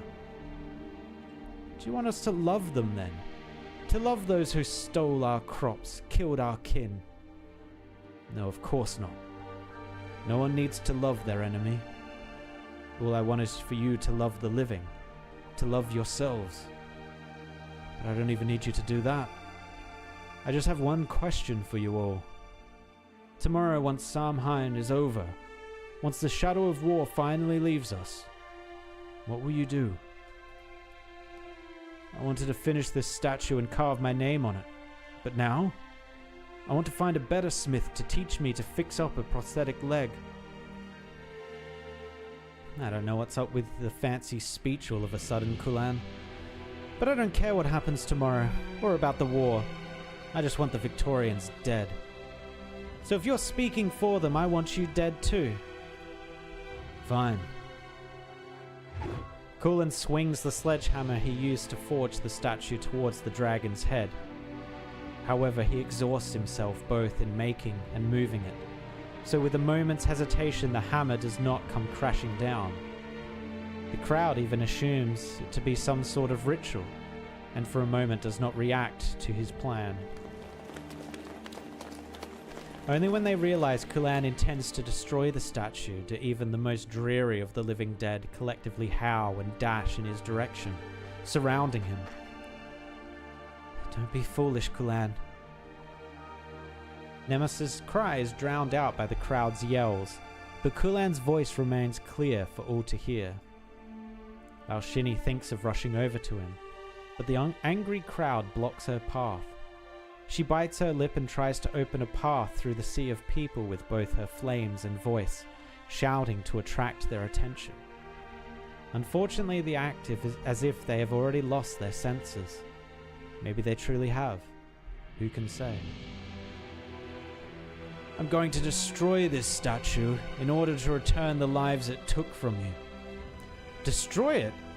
How dare you? I remember what each and every bone was forged from. I'll turn its spine back into axe heads and blades, its ribs back into bowls, its skull into tables and chairs, and give them all back to you. Traitor! How could a hero like you betray us like this? If being unwilling to take someone else's livelihood makes me a traitor, then I was never a hero, but a traitor all along. Excuses! Excuses! I'll tell you who Kulan really is. He is no hero, he is a liar who hungered for fame. He claimed to have killed a squad of Victorian scouts in the dark woods, but it was not in the woods that he met those Victorians, but somewhere further away.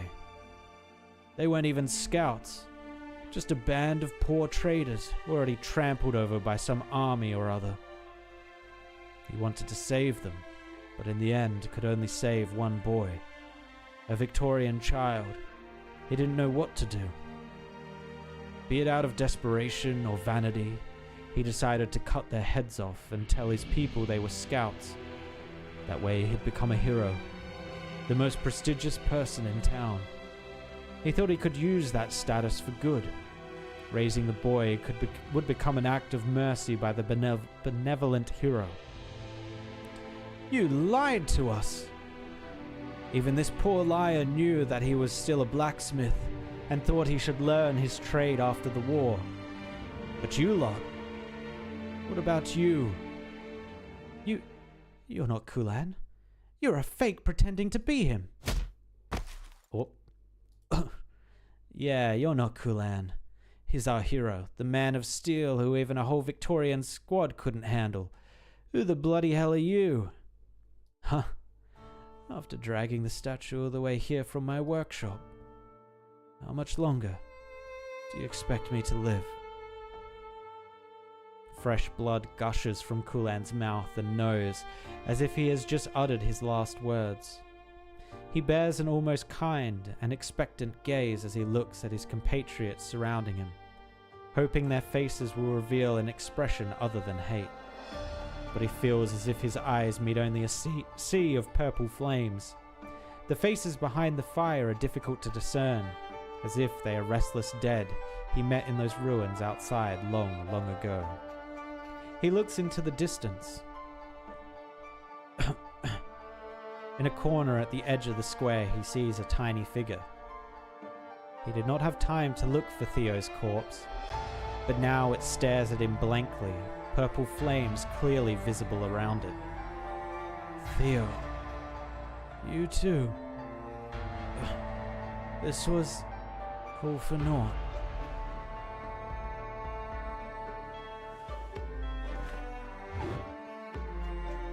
Kulan stumbles to his feet and picks up his hammer to swing.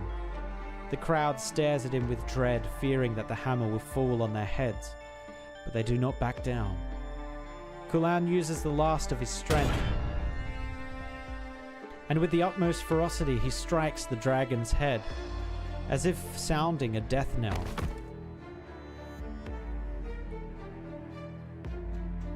The hero's body collapses before the giant dragon, stunning the crowd as if they've lost something.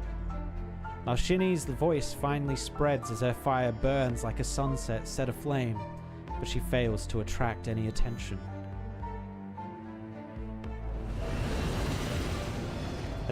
At that very moment, the statue suddenly bursts into purple flames along with Kulan lying quietly before it, sending the crowd reflexively into retreat.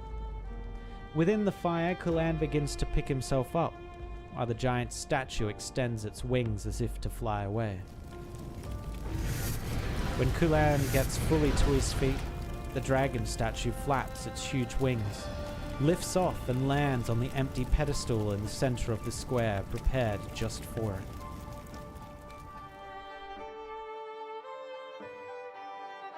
Oh, that's what that is? Oh. The crowd watches in complete silence, though whether out of shock or reverence it's unclear. From the citadel come the faintly discernible sounds of footsteps, slow and late.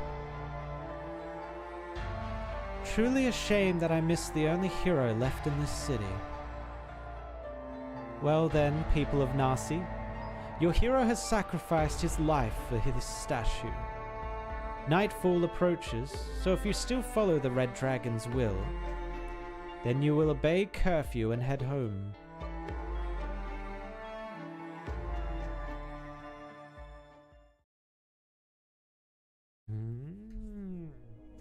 So even the boy is now just another zombie with Eblana's power. So it seems Eblana doesn't just... Her power seems to be puppeteering, essentially. She not only can puppeteer people, but she can puppeteer inanimate objects as well. Kalan uses the last of his strength, and with the utmost ferocity he strikes the dragon's head, as if sounding a death knell. You're quite the fan of Kalan, I see. A tragic ending, but your embellishments made it beautiful. You flatter me. I only ever met the blacksmith a few times. He was the first victim of the city's chaos, if you don't count Theo. Actually, I'm rather curious about something. The Dubliners who walked into the darkness, did they also bear the purple flames you mentioned? I'm sorry, but I couldn't say. Based on your story so far, I do not believe they would have. Corruption, smuggling, abuse of authority. They had many plans for the future. If you've thought about it that much, you could probably come up with your own ending by now. But that was not the only incident to occur in the city. You said so yourself, he was but the first victim. Though if you insist on ending this here... The Red Dragon was certain those infected by the flames of death could not be saved.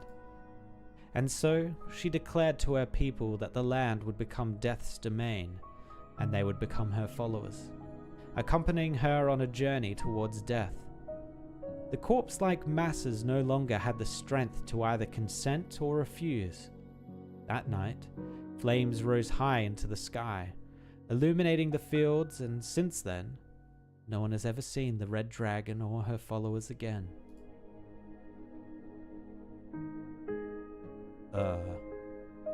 What is it? Nothing. You can go now.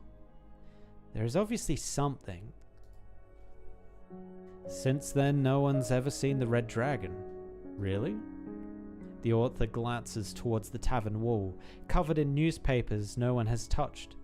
Today's paper is there too, with a photo of the leader gracing the headlines.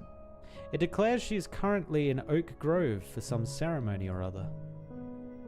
Also accompanying her on a journey towards death. When did that happen? Stories are free to go where they please. Free, sure, but that doesn't mean we get to twist the tale beyond recognition and laugh it off. Why ever not? Because you and I, we're Tarans. Our stories will reflect us, no matter how distorted they become. Oh, you still regard yourself as a Taran?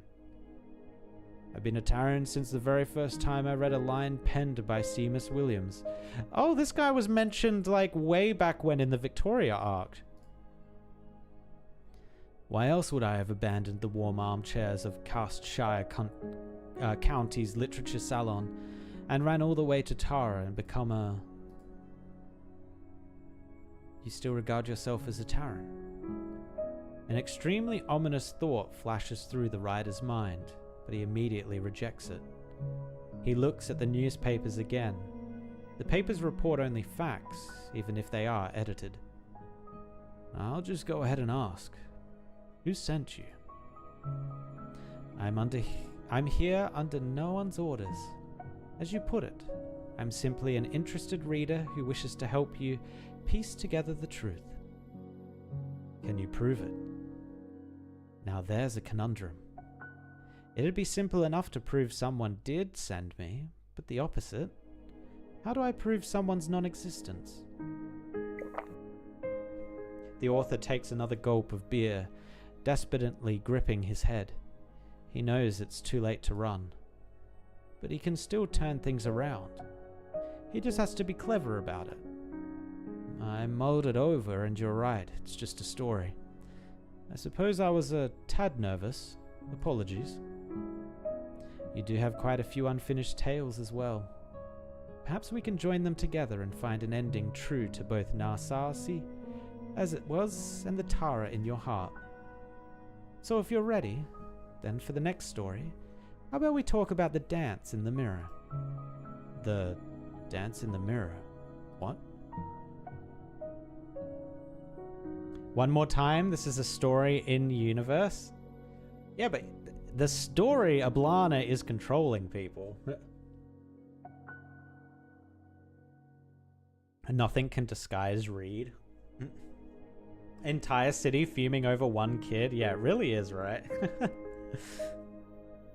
No, this was not a matter of cleverness.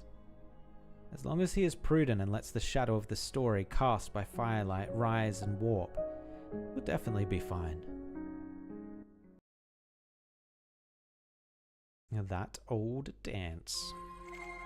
Alrighty. Okay. In these weird woods, sometimes you'll find an empty shell left by certain kinds of fae. They always come in pairs, so these two. The other empty shell's over here. When an operator's deployed on one, its twin will copy their range but facing the opposite direction. Oh. Oh, okay. The copies attack also deal burn damage. Make sure to use them when you find them. Okay, so we're probably going to put...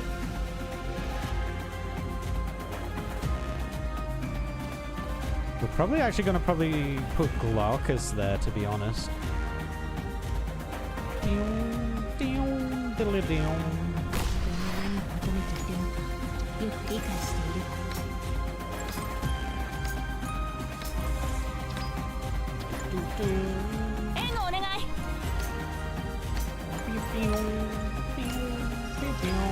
Alright, get her out of there. Alright, so if we do this... Oh, he's probably gonna kill me here. Uh-oh. I need a healer. I need healing. Oh, she's dead. Oh! Oh! Oh. Okay, no, we can handle this. Oh, where'd my sound go? Eh? Wait, where'd my sound go? Oh, it's back. It's back. That was weird.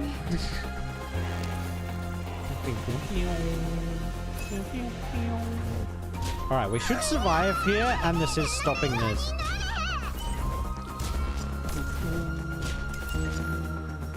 Oh, I forgot about the eggies. We need to stop these boys from growing.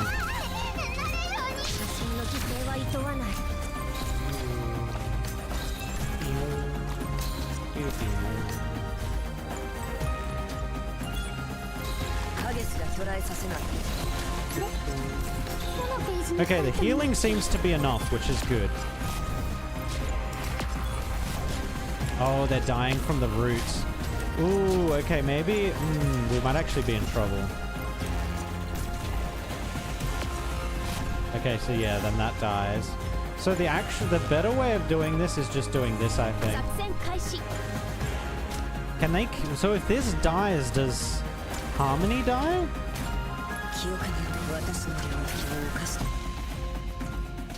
Oh, interesting. Oh no, it respawns. It looks like it respawns eventually.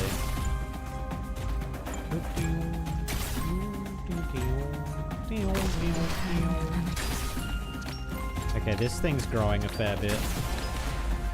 I don't think we care though. Ascalon's kind of holding this off pretty nicely.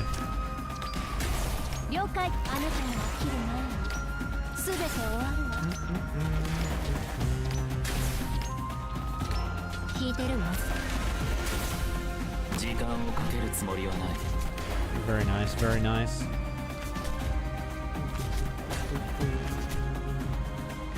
We don't really have another healer at the moment, so there's not really anywhere safe we can put someone. Oh, actually, we could do here.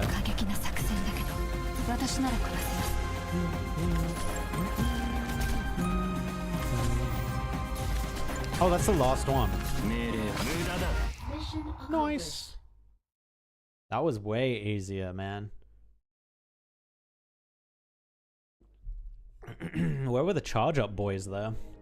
Once there was a red dragon of pride who snubbed all companions, talking only to herself in the mirror from time to time.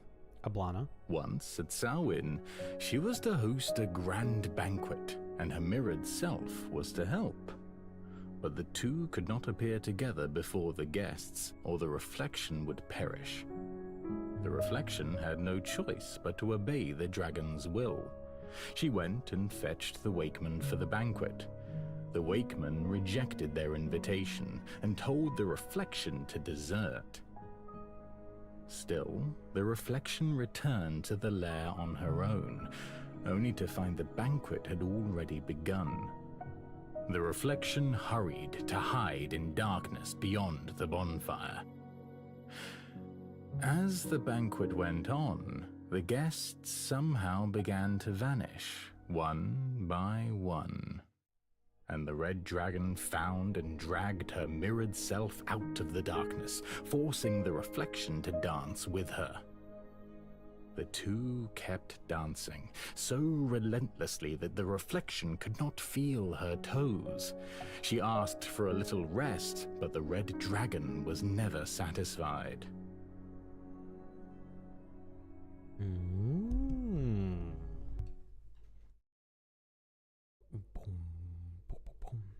Here, Lao Shini. The book you wanted. The sequel to the Steam Knights adventures. Why, you ask? Do I need a reason to do something for my beloved sister? Oh, they're kids. Small dragons. But do you really need to read it? Do you really need to read a book you have no interest in at all, but feel pressured by others our age to read? I do want to read it.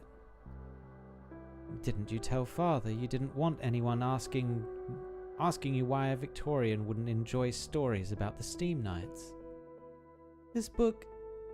Did Dad ask you to buy it for me? Why do you ask? Because... how did you know? You're backing away from me, Lao Shini. I don't want you to be scared of me like everyone else.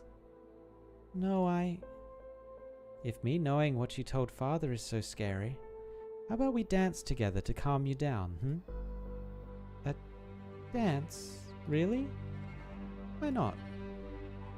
With those words, Eblana gracefully extends a hand towards her sister.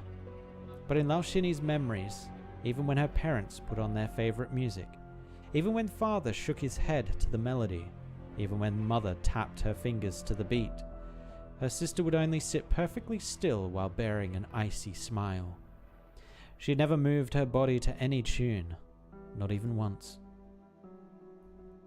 Once you keep up with me, you no longer have to worry about any book, requests, or even friends our age. The unopened night novel falls to the ground, and the pleasant new book smell is now drowned by muddy water. She was still young then. She never imagined that achieving her desires could feel so heavy and bitter. She only remembers stumbling, turning away, ignoring what she was reaching out to her. A soft and cold hand.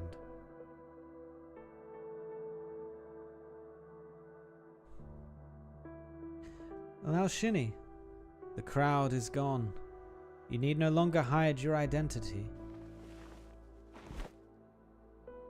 She takes the hood off. Oh my god, that's a dragon! Do you still think of them as alive, even now?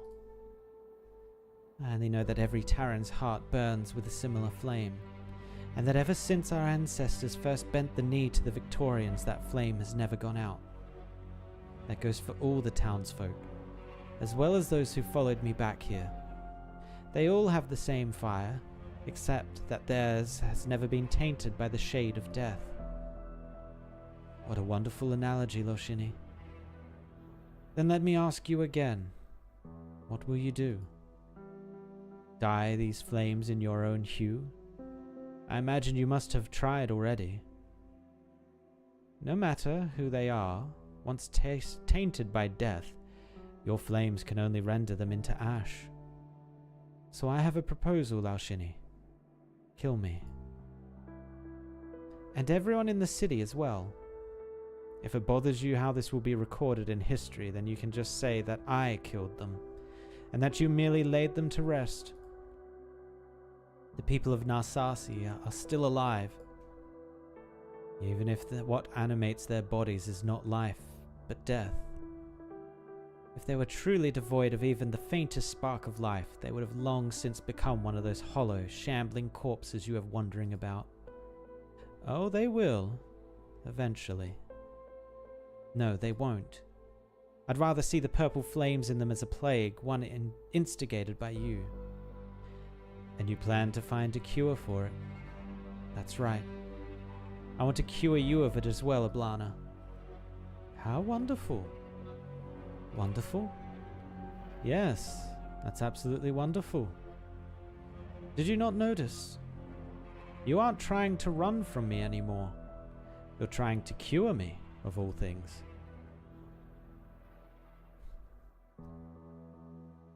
Come, dance with me, Loshini. The same dance I've always invited you to, the one you always ran from.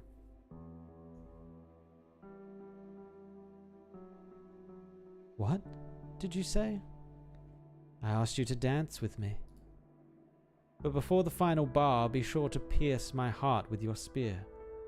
This plague is lethal and there is no cure. I do not question your resolve, but your efforts will be in vain. You've run from your fate long enough. From Narsasi's fate, and ours too. It's not yet Samhain, but the boundary between life and death is more ambiguous than it has been in all of Taran history. Do you truly wish for Tara to become a kingdom of death? Loshini subconsciously turns her head away. The fierce purple flames still rage in the skeleton the hero dragged all the way here. Kulin, now taken over by purple flames, briefly stands up before sinking back down to kneel. She cannot bear another look at him, so she turns her gaze back to her sister's eyes and the hand she's been offered for so many years. It is unclear if it is her imagination or a side effect of the purple flames depriving everything they touch of vitality, but the hand before her seems so pale and bloodless compared to the one in her memories. We speak of a city and the lives of countless people, Eblana. You cannot sum this up as a matter of simple as fate. Are you finished? I believe we've spent enough time talking past each other. Eblana! Oh, but you feel free to continue. If you so desire, I shall wait here for as long as you need me to. But do not try to take too long. You can afford to wait, yet that may not be true for others. You're right. You can afford to wait, but they may not be true for others. Alright. I'll dance your dance, until one of us falls and can dance no more. But I will not follow your lead, absolutely not. As you please. Though you seem to have misunderstood something, my dear Loshini. The one who cannot afford to wait is standing before you now.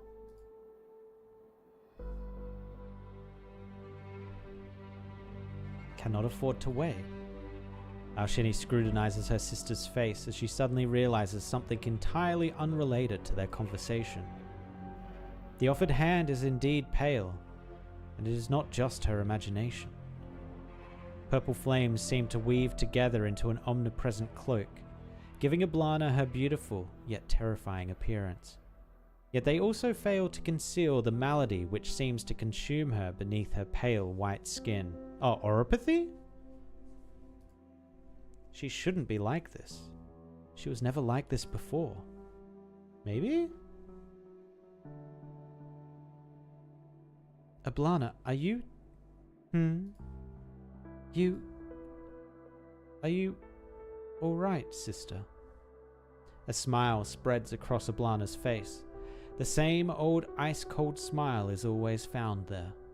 This time it seems to bear some warmth, but this only highlights her conspicuous paleness.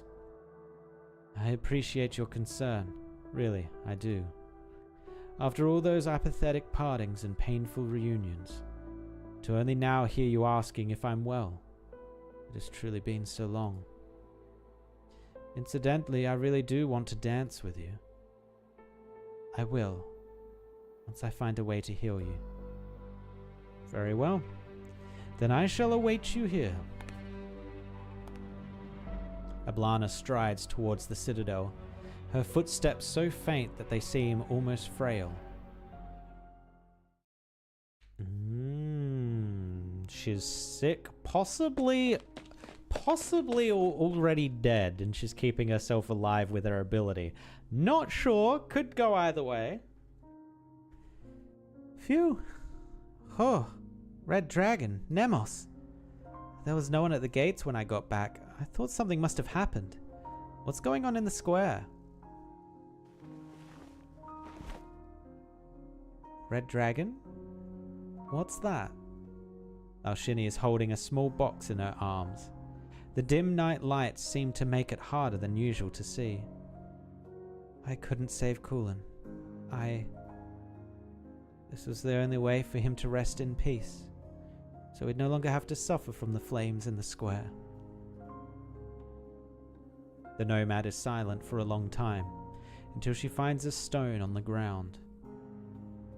She hurls it with all her strength towards the citadel, but the darkness of the night swallows it up, and it fails to even make a sound. It's already past curfew. Nemos, Bridget, let's just... No. Nemos reaches out to the wooden box as if trying to brush non-existent dust off the lid. She suddenly recalls being rejected by her own people a few days ago, and the oh my god, this word.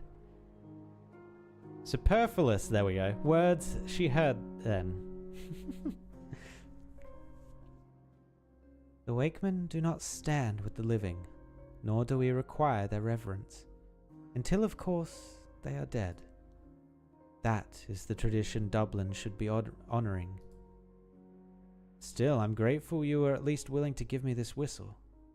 I'll be going now. Wait, Nemos.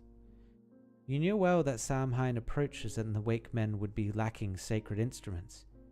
Yet you still came. Did the Dubliners force you to? No, I came here on my own. Nemos, you haven't changed one bit. You wait, mediate, and reconcile. Are you also like this in Narsasi? Do you also serve the Red Dragon like this? I just don't want to see a situation that could be improved deteriorate any further, or people who could have cooperated fighting each other. If conflict is inevitable, you will only ever sink deeper into the mire. The city has tainted you with its darkness, Nemos. So, the leader, the Red Dragon, Eblana will never give Narsasi true life. Is that right, Loshini? She said she couldn't. She actually doesn't like to lie unless there are other circumstances. She's the leader of Tara, the one and only Red Dragon. What could possibly be tying her hands? What's wrong, Nemos? You seem different. I get it. I finally get it, Your Highness Loshini. It seems that fire can in fact infect the living. Nemos? The people I once depended on turned out to be a swarm of selfish parasites. The leader I once believed in turned out to be an evil dragon who doesn't care if anyone else lives or dies. The people I once put my life on the line to protect became the reason my closest friend died. I can't even imagine what they would have done to him if that wicked dragon hadn't lit him up with her flames. Kulin was right to ask what we would do once Samhain was over. What should I do? Other than revenge, there's nothing left for me either. Uh-oh, she's getting purpled. As she utters those words, Laushini sees a flame ignite within the final Narsarsians left untainted by the purple fire. Your Highness, will you regard me the same as the rest of the residents? A servant of Eblana? No. This deadly disease, it has ultimately infected even the last person in the city. If so, Your Highness, then I swear to you that I will aid you in this dance that's been forced on you. Until the very end. Until the wicked dragon falls. I have heard her vow. Now I must leave the city for a while. Come with me, Nemos. To the Wakeman? I have no hope of curing the flame here, so I thought we should seek aid from anyone who might be able to help. No, I can't go with you. I have no right to be there anymore. I'll stay in the city, as long as the Red Dragon doesn't realize what's going on and tear me apart. I'll try my best to keep the situation from deteriorating. Though, I'd appreciate it if you could return this whistle for me. And Kulan too. Please give him a proper funeral. A proper funeral requires eulogies from friends and family, so I'll write one. Could you read it for me there? All right.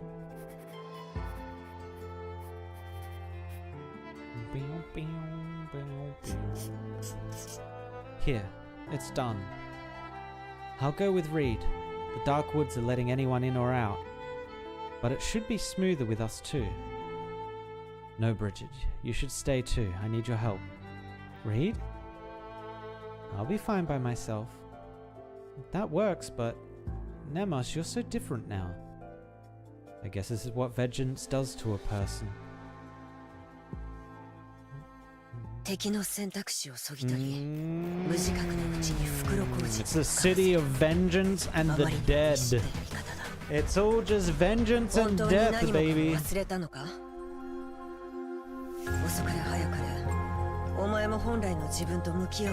And two dragons about to have the dance of their life. Alright, do we get Doggo? Hey, we got Doggo. Let's go.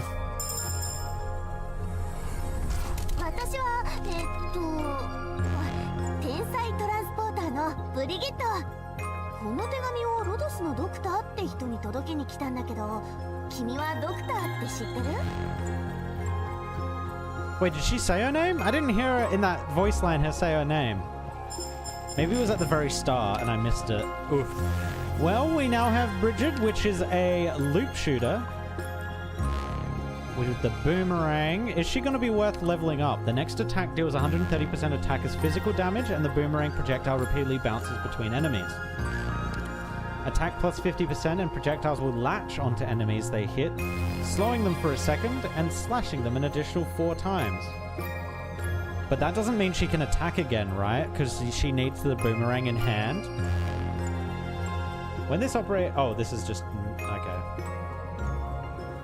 After dealing damage 20 times, gains 35% physical dodge. Whoa, okay.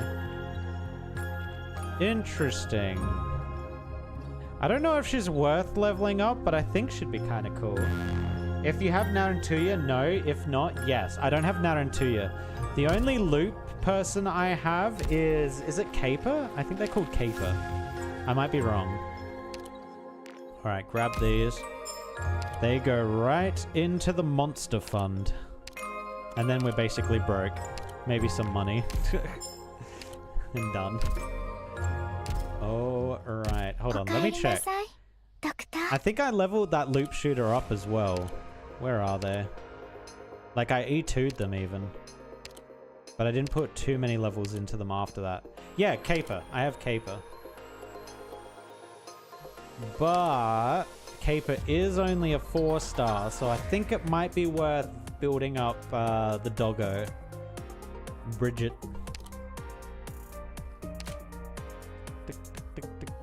Yeah, I think we bring Bridget up instead. I won't put any more levels into Caper. I think I put the levels into Caper because I thought she was a unique loop shooter and I'd never seen that mechanic before, so I was like, oh, that could be cool to use.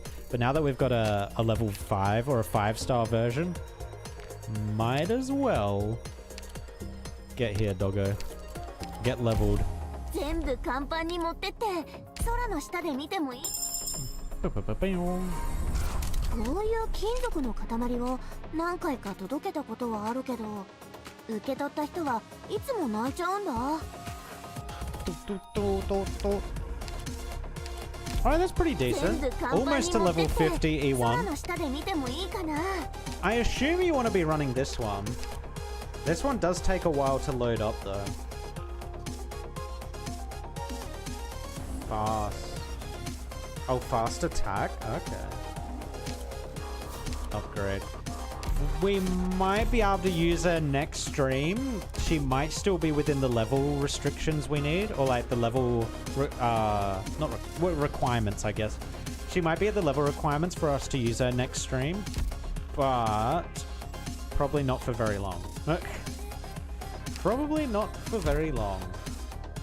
But yeah, I'm going to call it there. Where did we get up to? Where did we get up to? Was that 4? I think it was 4, right? Yeah, we got up to 4, heading on to 5. Again, usually these are 8, so we've actually gotten halfway. That's actually impressive. The last few events we haven't actually gotten halfway, but nice. Nice, nice, nice, nice. I like this event though. I also love the art of the CGs. The art of the CGs in these are great. Just because they're so stylized, they look great. They look amazing. I hope we actually get, when they do the dance, I hope we do get like this amazing artwork. Because I want like a, so if I go into this, I guess it's there. Yeah, I guess we have it here. Maybe there's a different one. Maybe they've got a different version of it. We'll see. We'll see. But yeah, that is going to be it for tonight. We will pick this up again tomorrow, straight from where we've left off tonight. I don't think I'm going to be rolling any more on Eblana. Don't think so. I think we need to start saving for Monster. And even then, I think we're in a rough spot now that we're completely tapped out of currency. But we'll try and build it back up again for Monster and see how we go. I don't think there's anyone after Monster that... Oh, yes, there is. There's Exousia Altar. Oh, Exousia Altar's probably the limited, isn't she? I bet she is. I bet she's a limited. Well, we'll see. We'll see. I don't have much in-game currency left. I might look into the factory thing where you take the Ori rocks and turn them into Originium. I'll see if that's worth doing. Exousia Altar and Lemune. Oh yeah, Lemune. Oh, the wheelchair sniper, man. After that, Tragodia, aka Wizardel 2. Bro, nah, get out of here. There is no Wizardel 2. You can't improve on greatness already. You can't improve on the goat. Actually, yes, you can. You can give her that white skin. But after that, no. We've reached peak there.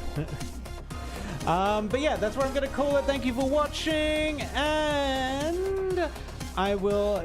They did? No, please don't. No. Actually, how can you even increase? Doesn't that just make it... That's going to be gross, because they kind of had to do stuff to make stages anti-Wizardel. She was that strong. Yeah, that's going to be interesting. We'll see. We'll see. But yeah, I'm out of here. Peace.